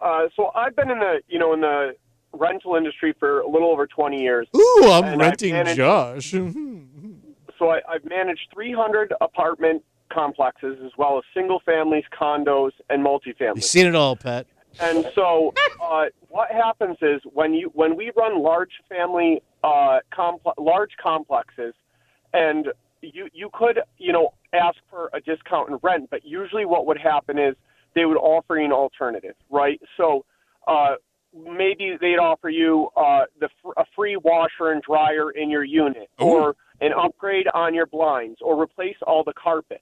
Because the cost Give all the rats of name changing out a tags. unit, the cost of changing out a unit, if you were to move, you get 3 months, 2 to 3 months of lost revenue, or the upgrades and painting costs. Okay, right? all right, yeah. So we actually began a program at one of our complexes where every year when somebody renewed, we gave them an offer that said, would you like a new improvement on your apartment? It might be new light fixtures, cabinets, or whatever. So when you're working with large complexes, often the rent prices are non-negotiable because there's so much demand.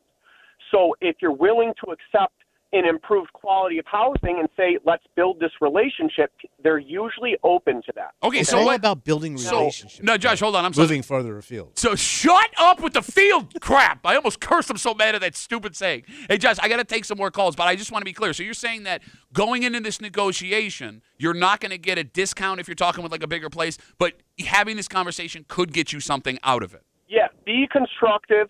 Don't make it an argument or a fight. What it is about, it's saying we're having a relationship here. I'm a customer. You're a provider. Can we find a way to make it better for both of us? Because you know that you're providing value by staying. See, that's so be combative. If you're with a private, I pay your private rent. homeowner, you say you can get reductions, but you have to be a really easy tenant to deal with. Josh, thanks for the call, buddy. I really appreciate it. Yeah, take care. Combative and condescending. He's mad at you. I do what I say. I do what I say. Josh obviously knows his stuff here. Oh, of course Yeah, he does. 20 years in the biz. He sounds like a really smart rammer. But like you get the glee in his voice, he sounded excited, like, "Oh my God, I have all this knowledge, and I get to call the radio show And and then tell your them." show craps all over him. Andrew writes us on Instagram, as a landlord, I generally don't raise my rent on tenants yearly if they stay, especially if they are a decent tenant, but I will raise it to the market rate after they move out and get new tenants. Okay. Yeah, I've So he seen that jacks happen. it up. Yeah. So You know how they are. They're landlords, man. was that snarly Landlords, whistle? no landlord has ever been betrayed nice in any movie. In any movie, you're right. No, but look, Any TV show, the landlord's always this greedy dick. I tend to agree with the idea that landlords suck. Yeah. That being said, I have had a couple of really cool ones Yeah. that were willing to be. You get one good one, and they will change your mind, I guess. You know. Yeah, but again, Somebody that's willing to help you out. but it's not now. It's not enough for me to assume every landlord's a good right. landlord. I mean, look, to the point that Kimmy made earlier, What's that? and with Josh even saying this, right? It wouldn't hurt to ask. You have nothing to lose. Yeah, sure. Right? But the biggest reason this may not work, What? 20 years ago, you could make a deal between you and your landlord. They could agree if for whatever reason. Yeah. And it was just between you and them. Yeah. Now, if someone were to actually pull this off, Tommy, folks love bragging about a deal. Mm-hmm. That's going to go right on Facebook, Twitter, Yeah, Instagram. They're going to yeah. tell everyone they know. They're going to crush And it. reviews, Google reviews, things like that. They're You going to can start look it all up. TikTok on how to negotiate Yeah. lower rents. And then all of a sudden, every person who owns a place in that complex is going to come looking for that for their next lease. Oh, yeah. 252 WCMF. Let's talk to Daryl. Hey, Daryl. How are you, buddy? Hello. Hey. Go ahead, Daryl. I got one on my landlord. He overstepped a boundary, and I asked him to settle it out of the court, settle like men in the streets, and he tended to want to turn around and walk away. So we just don't want him not paying rent. So I think we got one on him. All right. Well, that's Okay. unique. All right. I So want to fight you. I have follow-up questions, but Daryl, I'm afraid to ask any of them. But I'm giving Daryl, congrats on your great situation, buddy. Thanks for the call. I appreciate it. All right, there goes Daryl. I am horrified to know Yes. what line Daryl I'm glad believes. we didn't have any follow-up questions for Daryl. Because, if there's one lesson we've learned, Mm. the follow-up answer is always 1,000 times worse than you think Yeah, it's going to be. probably. I'll read one more Facebook. Don't fight your landlord. Yeah. I think that's good advice. Also, just because he hasn't thrown you out yet, not paying rent for 4 months, doesn't mean that's not Not going to coming. hurt you. Yes. Yeah, okay. Jess will wrap this up on Facebook, talking about negotiating Yeah. your rent down. She writes, the reason this won't work is it's harder to move right now than it is for a landlord to fill an empty apartment. They could have a month or two no rent. I have to find a new place, get approved, get a moving truck or guilt friends, get used to a new place, hope my new neighbors are okay. It sucks to pay the $1,600 a month for my 2-bedroom. Oh, $1,600? yeah. That sounds about right. Yeah. But she finishes, I'll do that before I have to move again. Wait a minute. If you want 2 bedrooms, you're paying a 1,600? minimum probably of 15. So is rent like 1,600. 2 G's if you want a 2-bedroom place? If you want a nice 2-bedroom. Oh. Wow. I'm out. Well, don't speak so fast. You don't own that house. All right, let's take a break. We got Where They Whining coming up in about 15 minutes. But before we get there, 2 massive stories coming out of the NFL yesterday, all involving the same team. Oh, wow. We find out that the most valuable franchise in the NFL is in need of a new head coach. Yeah. And then we discover they've already started talking to somebody. Damn. And I'm trying to remember who called this. You weren't around. I heard it at Bill Gray's. But somebody called us a while Oh, back. excuse me. You were there, man. I'm at Bill Gray's, and I was just talking to a mutual buddy of ours about this reality show and stuff, and he goes, "Yeah, this is all a long game to get to the Cowboys." Okay, so here's the thing. It is the most this team story ever. And it's a great move. But here, it's not a great move. No, No, I mean, as for the media? Oh, that's yeah, a but move. you're not in the game of media. You're in the game of win a Super Bowl. I understand. We'll get into it next here in the break room. Let's see you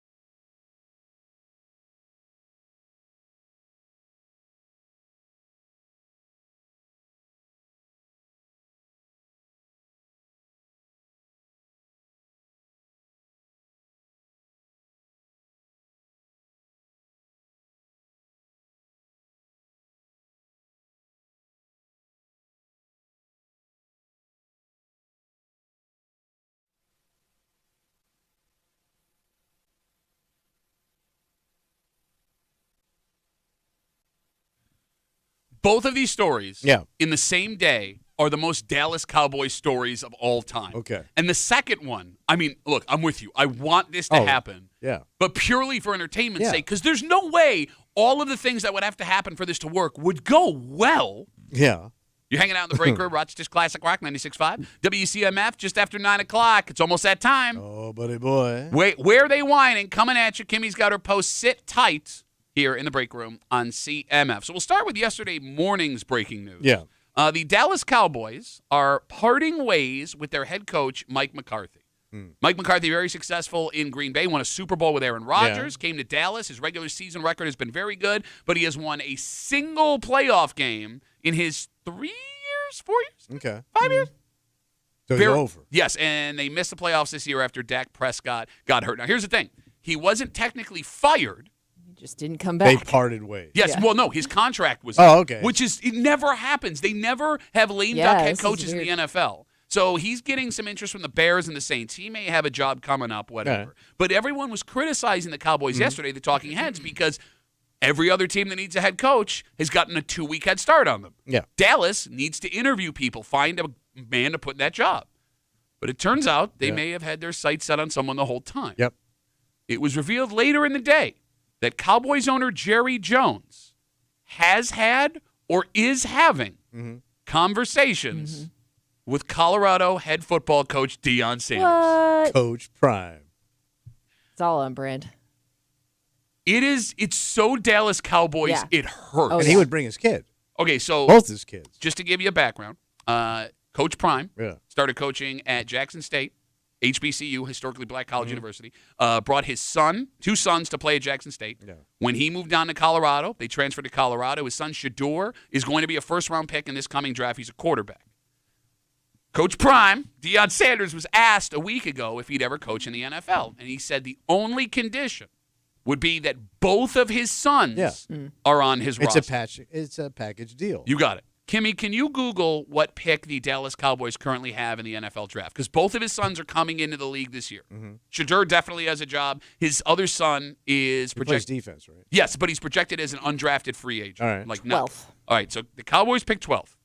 You got a lot of quarterback-needy teams between 1 and 12, meaning if this were to happen, the Dallas Cowboys would have to package a bunch of valuable assets To get it. and trade up. You still in? Oh, yeah. What do I care about the Dallas I'm Cowboys? saying I mean, from this is Let it burn. it's entertaining for Yeah. everybody that's not a Cowboys fan. Right. I agree with you. I I want mean, Cowboy I- fans are going to eat yeah. it up till it blows up in their face. See, that's just it. I don't know if Cowboys fans would eat it up. They got to love. I mean, he had a good career there. He was only there for a couple years. Yeah, but I mean, he stands out, man. No, I get it. The guy sucks all the air out of the room. Do you want Flash though? If you're a fan of an NFL team, because when was the last time like good time coach won a Super Bowl? Good time. Good Andy Reid's time. kind of good time coach. He does those commercials for Allstate. But Yeah, do but you that's think of like him after as the like fact. silly, like State Farm. I'm making it all about me kind of coach? Okay. Like Jerry Glanville never I should say never won flashy. it. You're right. And he was a flashy By the guy. way, Kimmy doesn't know who that is. Bum I didn't know what he Phillips, said. funny guy. Yet, never got there. But he got close. Dick but- Vermeil was kind of fun guy. He was like a player's coach. He was all right. Pete Carroll. I'm thinking like Rex Ryan type. Okay, you I know, get what you're like- saying. They don't go far. All right. But the fact that you're going to have two huge egos clashing Yeah. is going to be great. Because Jerry's going to be on the sidelines. It's going to get ugly. Now, by the way, the deal's not done. Yeah. They've just been talking.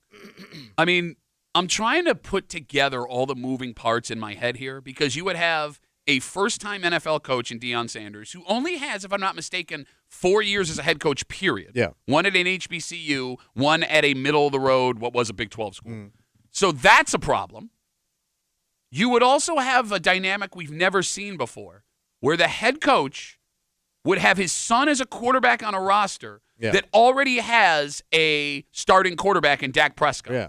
And Shador Sanders, based on all the scouting reports, probably would be good to sit for a year Yeah. But if you're Dak Prescott, Who struggled with injuries and stuff. I mean, you don't want this. no, of course absolutely not. not. The coach's kid? Yeah. And then you're... I mean, that would it'd just be an awkward situation, no matter how it turns out if you're Dak Prescott, because you kind of feel like you're the third wheel in this relationship. He's in a bad spot. And then even more complicated, I don't know if Shador, his quarterback son that looks like he's going to earn a spot in the league, period. Yeah. It's the undrafted free agent son that's more complicated because he's going to take somebody's career, because if the deal is he stays on the roster, that means someone deserving isn't going to earn an NFL paycheck. Right.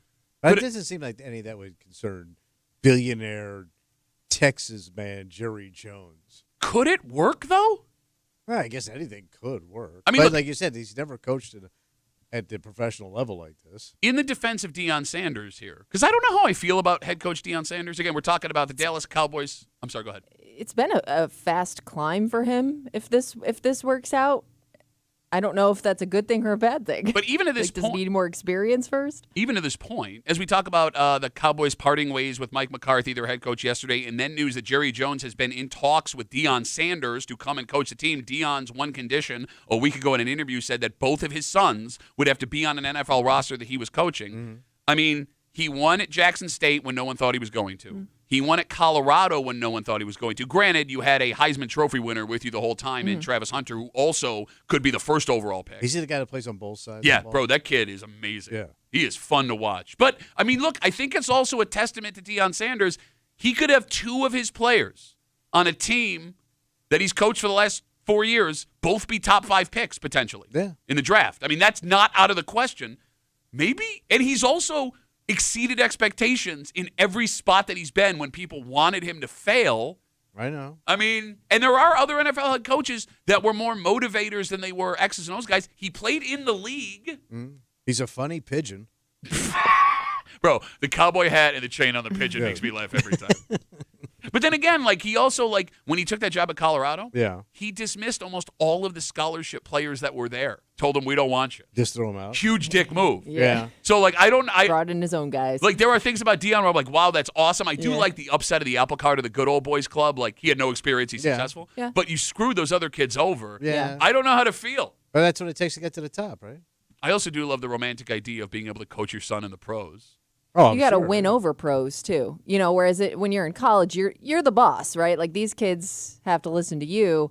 Now you're dealing with adult men who have been in the league for a long time, and I don't know how that translates. But what's unique about that, he's also a Pro Football Hall of Famer. He's got the cachet. None of those players could look at him and be like, you don't know, because he does. This might be the sneakiest, greatest idea of all time. Good work. 252 WCMF. Let's talk to Dave. Hey, Dave, how are you, buddy? Hey, Duffy, how you doing? Good, man.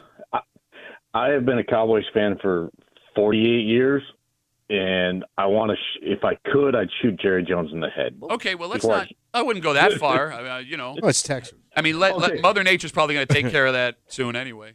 Yeah, he's the reason we haven't done anything in the last 20 years, in many Cowboys fans' opinions. By the way, 30, but who's counting?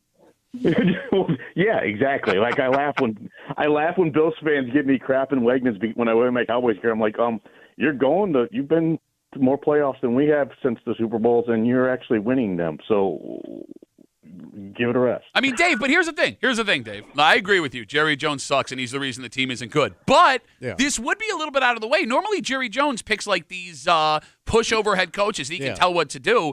I don't think Deion Sanders is that guy. Maybe he's the one that has the ability to push back and shove him in the chest. Maybe. I don't. If Deion does do that, he won't be there long. Ooh. Well, I don't know. Jimmy Johnson wasn't a guy that was going to be pushed around. Yeah, and he fired him after a Super Bowl win. But I thought he got two Super Bowls. He did, and the second one, he let him go after he won the Super Bowl. Ooh. All right. Yeah, I mean, that's exactly it. I mean, that's the reason Jason Garrett was there for so long, is he did whatever Jerry wanted.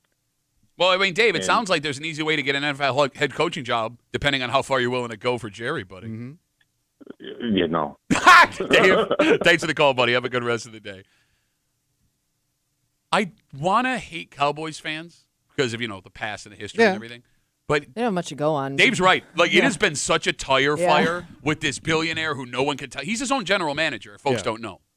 He probably owns that stadium, right? It's I his think, stadium. yeah, well, they call And- it Jerry's World. Yeah. And there's nothing you can do about an owner. You know, you're stuck with that guy. And his kid's probably Yeah. just a big ass as he is. And he's also a giant Little piece. Jerry. He's also a giant piece of crap. If you've been following all the lawsuits, Well, following. he's a Southern billionaire. They're all not nice. No, not nice is the understatement of Yeah. the century. All right, so I do get the impression that Deion Sanders is using this to get a raise at Colorado. Oh, okay. That he understands how hard it would be. I would think it would work. But 'Cause again, they want to keep him more than anybody. yeah, I mean, look, Yeah. who talked about Colorado football before Right. Oh, huge draw. Cordell Stewart, after Cordell Stewart and Rashawn Salam? Oh, yeah, he went there? Yeah, one of my favorite sandwiches. Let's take a break. All right. Yeah. The phone number is 252-WCMF, 252-9263. It is that time, ladies and gentlemen. Get it. If you want to guarantee your spot, you call us right now. Kimmy's got her post. We're going to figure out where they whining. And we do it next here in the break room on CMF.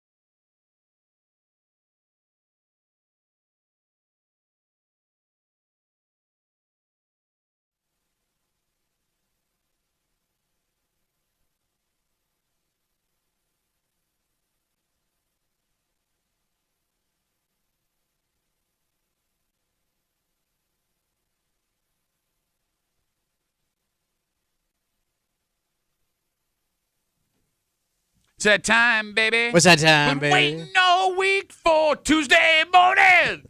Tommy Muley is the worst on the show. You're hanging out in the break room, Rochester's Classic Rock 96.5, WCMF. It's Tuesday. It's 9 o'clock. It is time for Where They Whine. And if you are new to the show, here's how it works. Kimmy has a post from one of the neighborhood apps that you guys continue to send her, and we love you for it. She takes that post. She removes street names and town references, but there are still enough in that post for us to determine, at least we think, where in the greater Rochester it came from. What town, what village, what potential neighborhood in the city this problem could have arose. You, me, everyone that can hear us. Oh, y'all. We are going to listen. You have to listen, damn it. And listen carefully, because it's always the most little itty-bitty things. Yeah, don't jump. You got it. And we're going to figure out where they whine. And the phone number is 252-WCMF, 252-9263. We got folks waiting patiently. I got nothing else to say. Wow. Thank you, Jesus. Are you ready? I'm ready. I was talking to Kimmy. Well, you don't have to be ready. Well, I do. Yeah, she got to press a button. You just have to sit there, stupid. And you're ugly. Kimmy, let's do this thing. Webster! Hilton! Irondequoit! Where they whining? Stop posting photos of your food. This isn't a place for recipe swaps. We don't care about your grandma's your grandma's special Sunday sauce. Oh. All I see right now are pictures of people's breakfast, lunch, and dinner. Why isn't this being reported and taken down? This is not the purpose of this platform. There are plenty of other places to turn to if you're looking for meal recommendations or to brag about your homemaker skills. Most of us come here for useful information regarding things we need to know about our community. Yet here I am, day after day, dealing with a feed clogged up with your Taco Tuesdays and Christmas cookies. I don't know why I had more hope for this app after leaving Facebook, but this is just as bad, if not worse. Unless there's a community cooking class you're trying to promote on here or new business opening, please stop wasting our time with your personal cooking tips. Is this only a blank problem? Are people in other parts of Rochester seeing the same thing on their feeds? Is there a way to filter this out? That's it. And the end. Okay, now you got all excited because here's the thing. You normally just go, for whatever reason. But I saw the gleam in your eye because there was one little clue there that you pounced on immediately. Yes. What are you thinking? I heard Sunday sauce. Okay. Which kind of pushes me towards the west side of town. Oh. Where Sunday sauce lives. Okay. There ain't no east side Sunday sauce. Interesting you think that, but go on. Well, where would you get it? This is your pick, my friend. You can't get it. Oh, you can't. You can get Sunday sauce on the east side. You can't, bro. Okay. I'm telling you right Keep now. going. Keep going. Then. I live in a sauce desert. No, Pittsford is a sauce desert. It is. It's a you're sauce right. desert. You're absolutely right. So you got to go west side. But but also they're talking about food holes. Massive food holes. Yeah. They're talking about their cookie recipes and where they ate, where are you going to get the best of this. Anybody that talks about Taco Tuesday is a douche. Well, I like Taco Tuesday. No, but you don't talk about it. Well, I think what else would you talk about other than Taco Tuesday? It's not an established holiday. No, it is. LeBron James made it so. Taco Tuesday. Well, I'm going west side. Where are you going? I'm going to your hometown. Oh. Yeah. I'm going to Saucy Town. Don't let me down. Saucy Town. I'm going Gates. Really? Yeah. All right. Because y'all know sauce.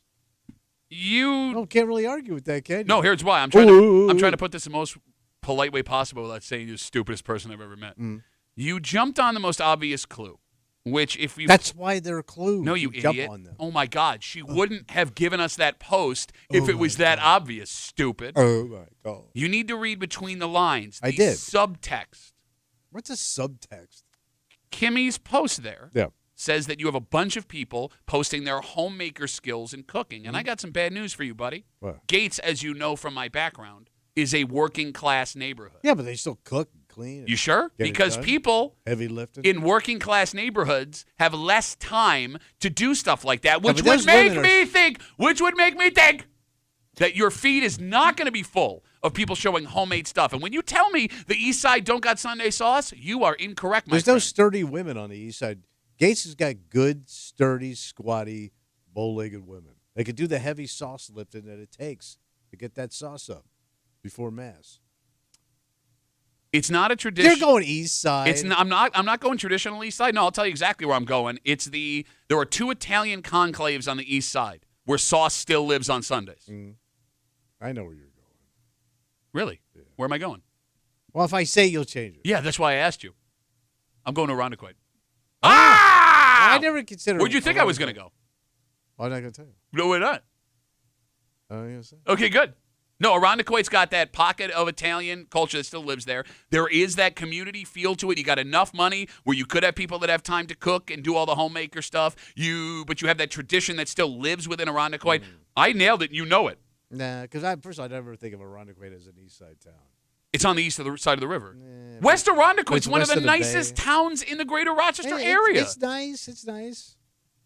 But it's still got a little. I get more of a west side vibe. Yeah, that's why I picked it. No. Okay. I love how he's using my logic to tell me why I'm wrong. Stupid. Why don't you listen? Clean out your sauce-filled ears and listen to what I got to say. All right. Fill with your mama's sauce. 252 WCMF. 252-9263. There is one rule and one rule only. You get to pick one town. All right. So if you're on hold and somebody ahead of you says the name you were going to pick, you got 2 options. Hang up the phone. Try again next week. Nobody's going to be mad. Or pick another town. Okay. If we answer the phone and you say, "Oh, it was good as you have been disqualified, and the commissioner has all final say. 252 WCMF. Let's kick it off with Caleb. Hello, Caleb. Hello, Duffy. Where are they whining? We're going to go with Henrietta. Why Henrietta? I just kind of like the vibe.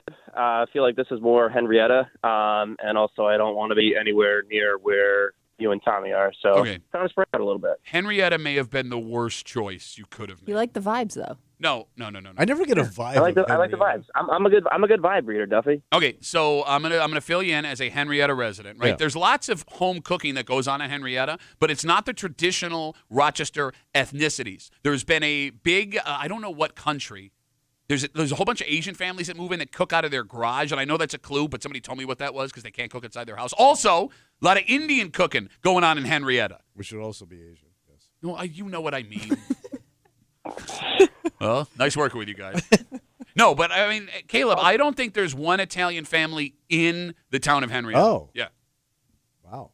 You did the census? Yeah, no, it does not exist. I don't think Italians are allowed in the town of Henrietta, other than the folks that own Mama G's Dynamite Italian restaurant, by the way. So by the way, Duffy, I will say your logic that Kimmy won't pick anything that's super obvious is wrong, because not even a month ago, you won with a super obvious pick. Well, I'm just going to point that out. Why don't you stop being super obviously dumb and then try again next week, because you probably lost already. How about that? How about that? Bye, Caleb. There goes Caleb. 252 WCMF, 252-9263. Let's talk to Barber. Barber, where are they whining, buddy? I'm going to go with the town of Greece. Why Greece? Because Greece, they get that really good community center, so there's probably a lot of workshops and things like that where they offer cooking classes. And there is a big pocket of Italian people there too. Wait, since when? Yeah, when this happened? Just like like Northwest Italy, like Milan and Genoa, Northwest Monroe Kai. There's Italians up in Greece. Why do you think the Italian American Festival got moved to the Greece Town Hall? Oh, they moved it over there. I thought it was at the Italian American Center in Spencer, Ogden. Okay, it doesn't matter. Tommy, you had the ability. Those are the Southern Gate Italians. Gotcha. I'm sorry, Right. Tommy. You had the ability to pick Greece. Yeah. Why did you not pick Greece? I got a Gates vibe. Okay.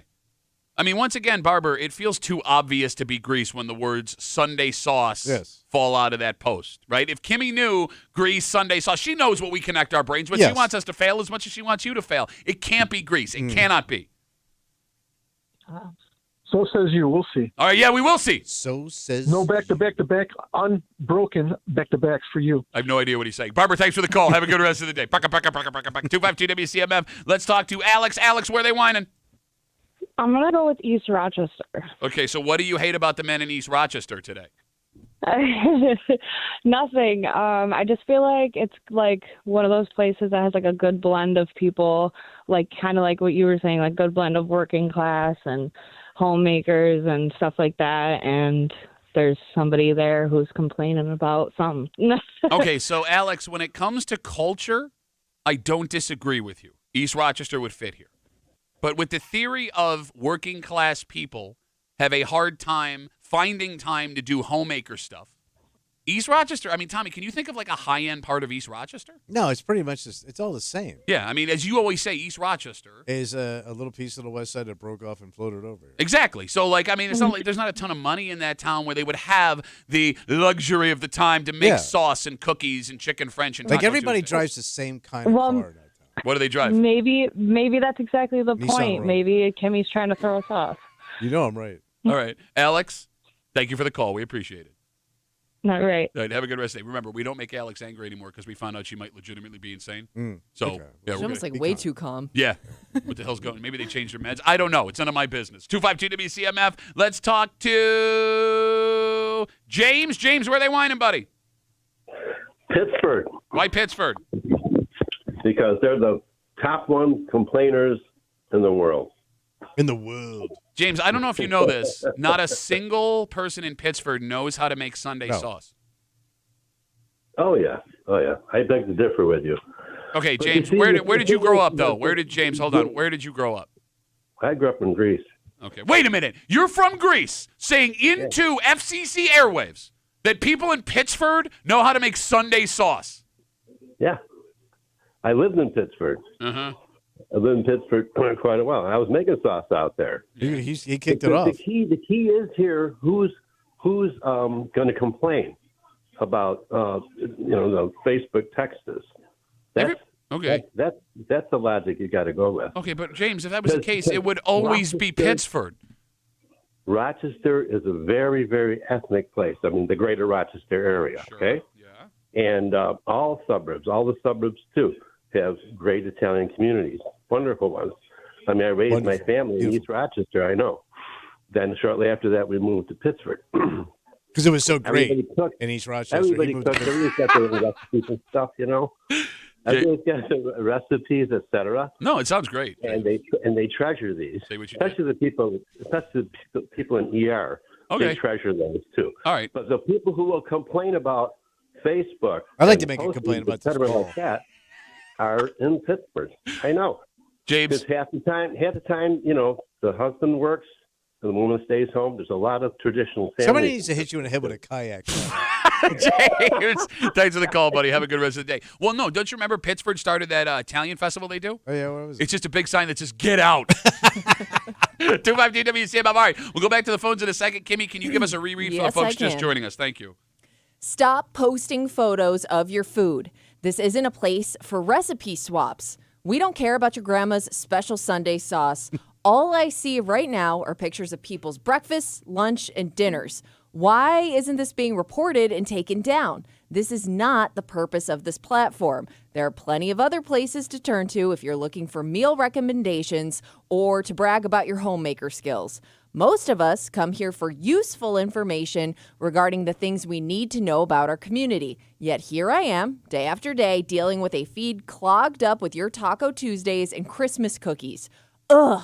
I don't know why I had more hope for this app after leaving Facebook, but this is just as bad, if not worse. Unless there's a community cooking class you're trying to promote on here or new business opening, please stop wasting our time with your personal cooking tips. Is this only a blank problem? Are people in other parts of Rochester seeing the same thing on their feeds? Is there a way to filter this out? 252 WCMF. Tommy is in Gates. I am in Irondequoit. Caleb is in Henrietta. Barber is in Greece. Alex is in East Rochester. James is in Pittsburgh. The good news is... What's the good news? We're not even close to bunching. We're all over the board, baby. This is good. Also, can I quick sidebar? I do have an issue with that post. Why? I love looking at pictures of food on social media. I don't mind it. It's like one of my favorite things. Who doesn't like looking at food pictures? Yeah, it's the best thing. If you're not eating it, yeah. No, I agree with you. Best was not eating it, yeah. 252 WCMF. Let's talk to Christine. Christine, where are they whining? I'm going to go with Spencerport. Why Spencerport? Because Spencerport doesn't want to know anything about what's in their town. And that's all they want to know. And they complain about everything except what's happening in their town. So it's Spencerport. Okay, now I don't hate the Spencerport idea from a Sunday sauce angle, from a free time angle, because I have heard that Spencerport is the Pittsford of the West Side. But what do you mean you just said Spencerport wants to complain about things except if it's in their town, and then when it's out of their town they want to complain about? I'm confused as to your logic. They only care about what happens in their town, like what's going on in the village, what's happening. They don't care about what anybody else does. They just want to be able to complain about the town. Just Spencerport. Or is that just Spencerport? Yeah, and then they go off to JCPenney to get their hoary clothes, according to Christine. Hey, you know what? I have some very nice outfits, and, you have to go where you get the trashy stuff, and there's nothing trashier than pennies right now. Oh, there we go. Christine, thanks for the call. You know how many T-shirts we would sell if we put "There's nothing trashier than pennies"? 252 WCMF. Let's talk to Drew. Drew, where are they whining, buddy? South Wedge. Say it again. South Wedge. All right. Why the South Wedge? Because it's sounds like a really somebody complaining about a bunch of douchey hipsters, and that's the South Wedge. Okay. Now, with all due respect, you have douchey hipster voice, Drew, but I'll go on. Here's why I don't think it's a South Wedge. I lost my voice from the Bills game, Duffy. What, being a douche? No, Drew, here's why I don't think it's a South Wedge. You are obviously not a weekly player because, if I'm not mistaken, the South Wedge was the winner last week, and Kimmy would not go back-to-back. We have done back-to-back weeks, though, just for the record. It has happened in the past. No, Sunday sauce of the South Wedge? Come on, Drew. Makes sense. You're better than that. You may be right, but if you're not, you'll eat it. It's all good. The sauce, or what am I eating? Everything. Okay. Your foot. My foot. All right. Hey, Drew, Your foot will be in mouth. Drew, go take care of your douchey voice, buddy. Thanks for the call. I appreciate it. Yes, sir. There goes. Yeah. South Wedge. Yeah. Is there an... No. In a city? All right, we'll do this after because I don't want anyone It'd be to... like hipster sauce. What is there? There's no such thing as hipster sauce. Yeah, but hipsters would be making their grandparents' sauce. I don't know. Sauce is complicated. It's really complicated. Yeah. 252 WCMF. Man, a lot of ladies trying to get in today. Okay. Well, they must be watching the stream and seeing how handsome you are. Probably. Jules is on CMF. Jules, where are they whining? I'm telling you what, they're whining in Penfield. Why Penfield? Because Penfield is your typical 9-to-5 workers where you're home on Sunday, so you have time to make the sauce. But not everybody in Penfield really wants to care about the sauce because the demographic isn't terribly Italian out there. Okay. All right. So you're saying they're upset with the sauce on the feed because they're not Italian? In a sense, yeah. Okay. Yep. All right. I mean, I like the logic. I still think you're terribly wrong. I mean...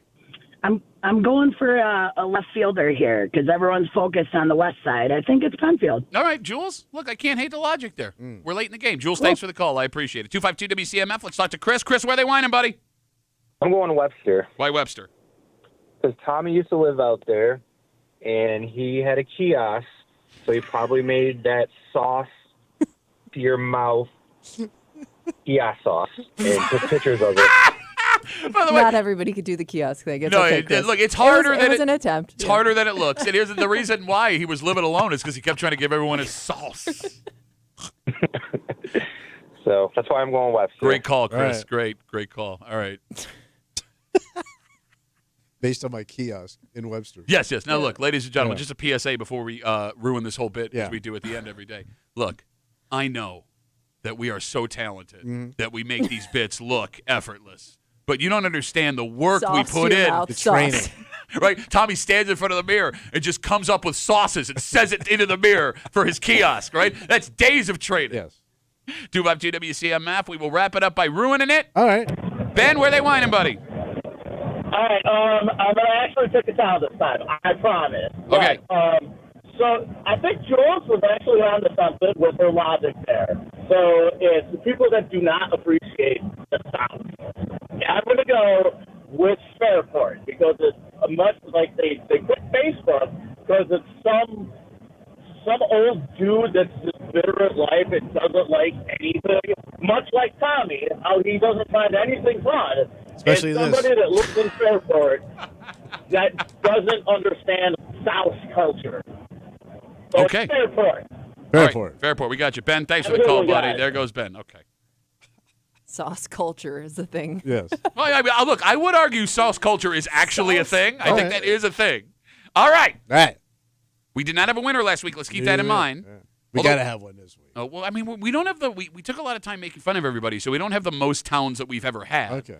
Tommy is in Gates. I am in Irondequoit. Caleb picked the one town without Italians in Henrietta. Barber is in Greece. Alex is in East Rochester. James is out in Pittsburgh because one time he made sauce in Pittsburgh. Yes. Christine is in Spencerport, and then she went off on pennies again. Drew is in the South Wedge because hipsters live there. Blah. Jules is in Penfield. Chris is in Webster, thanks to Tommy's former Webster sauce kiosk. Yes. And Ben picked Fairport. Kimmy, are we ready? I'm ready. Let's do this thing. Rockport! Greece! Fairport! Where they Sit down. whining! Oh, we got a woo! Another star. This is our first winner of 2025 Oh. because they whining in East Rochester. Hey, look at Alex coming through. Alex had it, Lady okay. Alex. All right. Man. Wow. Lady Alex. All right, that so- therapy's working. Okay. Look, I don't want to be that guy. I don't want to be that guy. What guy? I was stuck between Irondequoit and East Rochester. Oh, and I swear to God, I hindsight. told you I had two towns I was going You with. are so full of crap. I thought Yeah, me too. I that was my other choice. you went West Side. Yeah, It's yeah, obviously yeah. West Side. I was thinking because it's like the east side on the west side. No, I West side thought on the east side. I thought East Rochester was just We all did. too Yeah. working class. Yeah. All right, well, congratulations, Alex. That's their second star. Good for her. Damn. Good for her. Is she our second? She she's joins only the chick on 2-star board, right? club. What? She's the only lady on the board, right? No, No, we we have got other ladies. women that won. Oh. Jennifer, Lori. You just don't listen when women talk, so Kathy. you don't think they're winning. I'm sticking to it. Okay, I do want to talk real quick before you move on. We talked about city neighborhoods. Yeah. There is not a city neighborhood, in your opinion, that could pull off a Sunday sauce? No. Where would it be? There's a Little Italy right down the street. Yeah, but that's like a block, and there's nobody there. Kimmy, can you think of a neighborhood like An Cornhill, Italian sauce. Southwest? There's got to be one that we're forgetting. Where is it? It's like Monroe. Would that be Got a? a lot of Italian guys that live on Monroe. Italian well, I moms live on just- Monroe. Maybe Charlotte. Oh, because that's part of the city. Yeah, it's a good one. That Charlotte would be it. Okay, so there you Well, go. yeah, I was thinking more like restaurants. I don't know. No, I think he hit it. Yeah. If you're going to find might be Sunday right. sauce in the city, you're going to find it in Charlotte. Good call. All right, congratulations, Alex, 2-star club. Let's take a break. We're going to go out into the sticks for this one. Okay. Wayne County, because there is a school that was closed yesterday. They're closed today, and it has nothing to do with weather. Yeah. The poor person who brought these in Oh, no. will never live this down. And we'll get into it next here in the break room on CMF.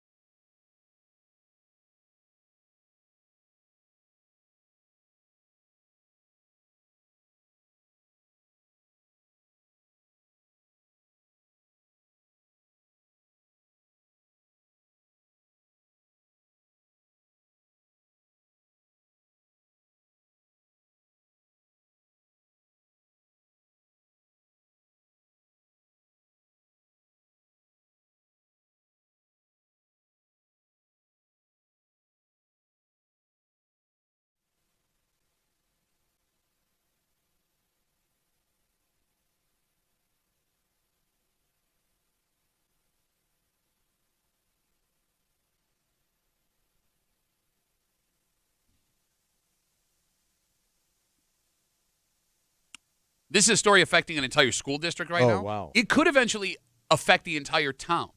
But there is one person who your heart goes out to when you hear what happened here. You're hanging out in the break room, Rochester's Classic Rock 96.5, WCMF. Yesterday and today, Williamson, was it middle or high school? I don't know. I thought it was high school. I wrote it down wrong. I'm sorry. Williamson something has closed for there's no school. What happened? Well, it wasn't a weather-related incident. Yeah. The building did not catch fire. They had to close, switch to remote learning for 2 days after I quote, being alerted of an isolated presence of bed bugs in a limited area in the school. Was it high school or middle school, Kim? I don't remember. Okay, doesn't matter. Might be a combined, some of them are attached to both. Okay, I'm sorry. So somebody brought bed bugs in? I mean, I don't know how else bed bugs would get in the building. Right. So the school says they had exterminators come in to take care of things. Yeah, they got to fog the joint. Over the weekend, quote, out of an abundance of caution, the school is expected to be back open on Wednesday. So I'm going to start with this question. Good. Now that parents know the school believes there were bed bugs inside the school, despite the fact that they went in with exterminators and tried to take care of it, what percentage of students do you think are back and in person on Wednesday? Well, you would think all of them, right? You think people would hold back? Let me, your wife, she raised kids. Yeah. You know how nervous she can get about the kids, Oh, and yeah, her house yeah. especially. She finds out that the school had bed bugs. 2 days, we fumigated, everything's fine. Is she sending them back on the third day? No. Okay. And she's going to wash everything in the house, too, in case they came in. Which, by the way, I don't think helps, right? Because you can't just wash this stuff. I don't know. I thought you had to, destroy your sheets and mattress and stuff like that. Your mattress? I thought you had to get something brand new. I could be wrong. Man, that could cost you thousands, man. Yeah, that's the problem with bed bugs, So, man. yeah. Because usually you hear this about lice, but not bed bugs. Well, I mean, are they similar? Well, one's in your hair, one's in your bed. Thank you. I mean, that would be the only difference. No, they're different, organisms. So, I had a niece that was she was blonde. Okay. I guess blonde people get lice easy. Mm-hmm. So every time she got lice, they kept her out of school for a week, and they had to put, this shampoo in her hair that looked like tar. It was, awful. So, my wife's Jamaican. Yeah. So my daughters are biracial. My oldest has my wife's hair. Yeah. My youngest has my hair. And I was unaware of this till I married my wife. Did you know it's really hard for folks with black hair to get lice? That's great. Yeah. Yeah, I think for one of my daughters. Yeah. So, Yeah. One of them, The hey. lice roulette. Yeah. What you were saying, Kimmy, I'm sorry. No, I was going to say, I remember they told us, the more fine your hair is, Blonde the more people likely you are. I don't know if it was blonde. Oh. Maybe it could be. Right. I just remember, the girls with, curly hair and things like that were less likely to get it. I don't know. I have no idea how true that is. All right, Kimmy, so I had asked Tommy, 2 days gone, they fumigated the place. What percentage of students are sent back by their parents tomorrow when the school opens again? I mean, I guess if your kid has been exposed to it to this point and you didn't get it, maybe you feel comfortable sending them back. But if they tell you it's gone. It said it was only in a limited area of the building, so you don't know if your kid was there. No, I don't know. I mean, I would be comfortable giving my kid a few days before going back. If you get any itch in the house, you're freaking that's out. what I mean. I mean, once you get that, isn't it super difficult to get rid of? Yeah, we were just talking about that. Sorry, I was on the phone. No, you're good. I thought you had to get rid of your mattress and your sheets and Yeah, everything. So, did you ever get it on the road? No. Neither, but I'm amazed at all those cruddy, scuzzy places we stayed. Yeah, they get I into your never got suitcase, it. your clothes, everything. But to be fair, we were so busted. Yes. We may have actually gotten bed bugs and just not known. But you would have to know. I don't know, man. I was always itchy anyway. Oh. That dry air in those hotels. Yeah, and I was always drunk. 252 WCMF. School out in Williamson, Wayne County, closed Monday, Tuesday for the treatment of bed bugs. The school said they found bed bugs in a limited area of the school. They went in, they fumigated, they did remote learning for 2 days. They say everything's fine tomorrow. Okay. Let's talk to Tom. Hey, Tom, how are you, buddy? Hey, how you doing, guys? Good, brother. What's up? So this just happened in the fall of 2023. My wife goes into the middle school for a parent-teacher conference. She comes home and she's standing over the bar in the kitchen, right? And she sees something drop off of her. Boom! And she looks at it. She kills it real quick. It's a bug. She's like, that's a bed bug. I'm like, no, it's not. It was that She big makes you me- could see it? Yo, you can see them, yeah. Yeah, you can see Oh them. my God, they're way bigger than I thought. Yeah. So I'm like looking at these pictures. I'm not believing my wife, but sure enough, it was a freaking bed bug. So she was just that in school for a little bit and she got one.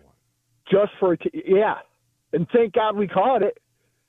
You know? Were you worried though that there were more that followed you home? Like, did you check we like were the car terrified. and stuff? My wife fumigated the whole house. She's I spraying would. the beds down. Yeah, and our kids are supposed to go out and visit there next weekend, and we're not going to let them go because if that was happening last fall, and all of a sudden it went away and it came back. No, not buying it. Well, here's the thing. I wonder how many schools deal with this without even realizing it on a regular basis. How long it 'cause- takes them to notice? Exactly, maybe? because you got kids coming from all over the place. Sure. And by the way, Tom, thanks for the call, buddy. Did you have to like get rid of your mattress, or you just caught the one and everything was good?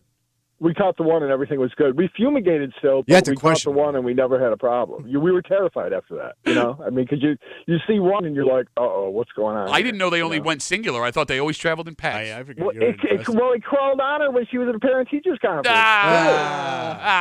Tom, thanks Get for the, out of here. Thanks, buddy. Have a good rest of the Bugs day. on a woman, that scares me. As opposed to bugs on No, a man? bugs on a woman is worse. You got gonorrhea twice. Yeah. From a chick with bugs. So here's the thing What? with this story, man. Like, you obviously feel bad for all the Oh, people yeah. if they Yeah. brought it home. Like, you hear that story, it sounds terrible. The person I feel the most bad for times 1,000. Who? The person, that kid or The kid that employee. gets blamed, whether or not brought they it in. did it. Yeah. There will be the suspicion surrounding one or two kids, and they'll be known for that forever. Because here's the thing, and you just made this mistake.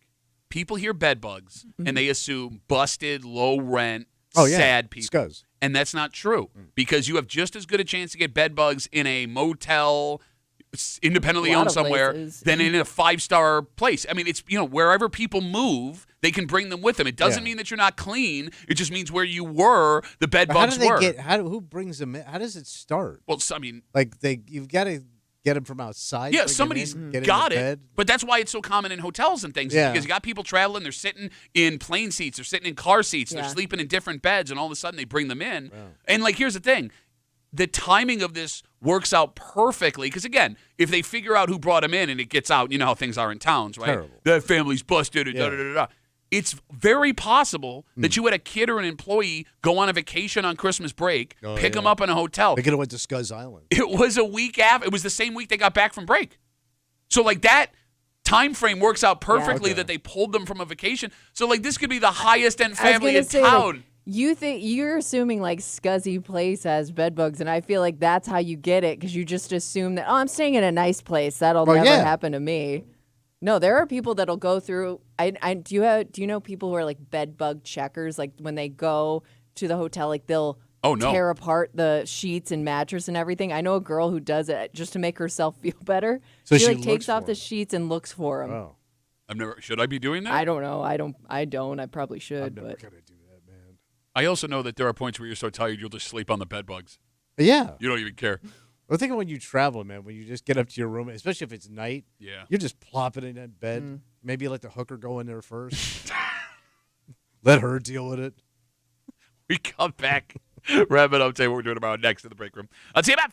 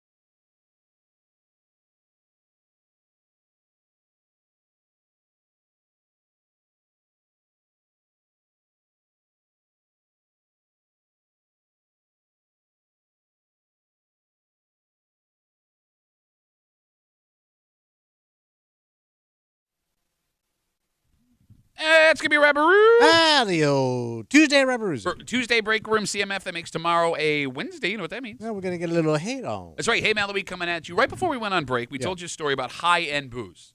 Booze? Yeah. Specifically, how lower-end and middle-of-the-road alcohol had increased in price. Yeah. But for some reason, the top labels had decreased. Okay. And the discussion we had was, well, now if you have an opportunity to buy this stuff at the lowest price it's ever been, should you buy it and share it with your family, friends at Christmas, absolutely. New Year's? So you had the take that people who share high-end alcohol are not kind, they're douchey. They're show-offs. Yeah. And they're rubbing it in your face. They're only doing it to rub it in your face. Because they know you can't afford it. Okay. So we got this letter January 2nd or 3rd. Yeah, what they say. And this man, based on the way that he writes, must have heard it when during our replay on our break, because he said he tried to call and couldn't get through. He is here to tell you that you're wrong. Oh. Because he is one of these guys. Oh. And in explaining why Mr. you're High-Ender. In explaining why you're wrong, he may be making the greatest point you've ever made ever. And we'll get into that and a whole bunch more tomorrow in the break room on CMF. We got to get out of the way for Kimmy. Wearing her cool champion sweatshirt. Remember when they used to be here in Rochester, guys? I've worn this before. Check me out, guys. By the way, thank your husband for my new hat. I will. Thank you. Really appreciate it. For Tommy Ulay. Yeah, buddy. Who's getting hat envy. What's it been? Weeks since you bought a new hat. I know. I'm working on one. All right. What hat would go with that sweater? A spring hat. Coming up.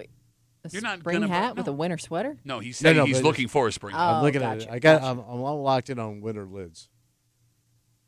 My name's Pat Duffy. We'll see you tomorrow in the break room, 6 a.m. on 96.5 WCMF.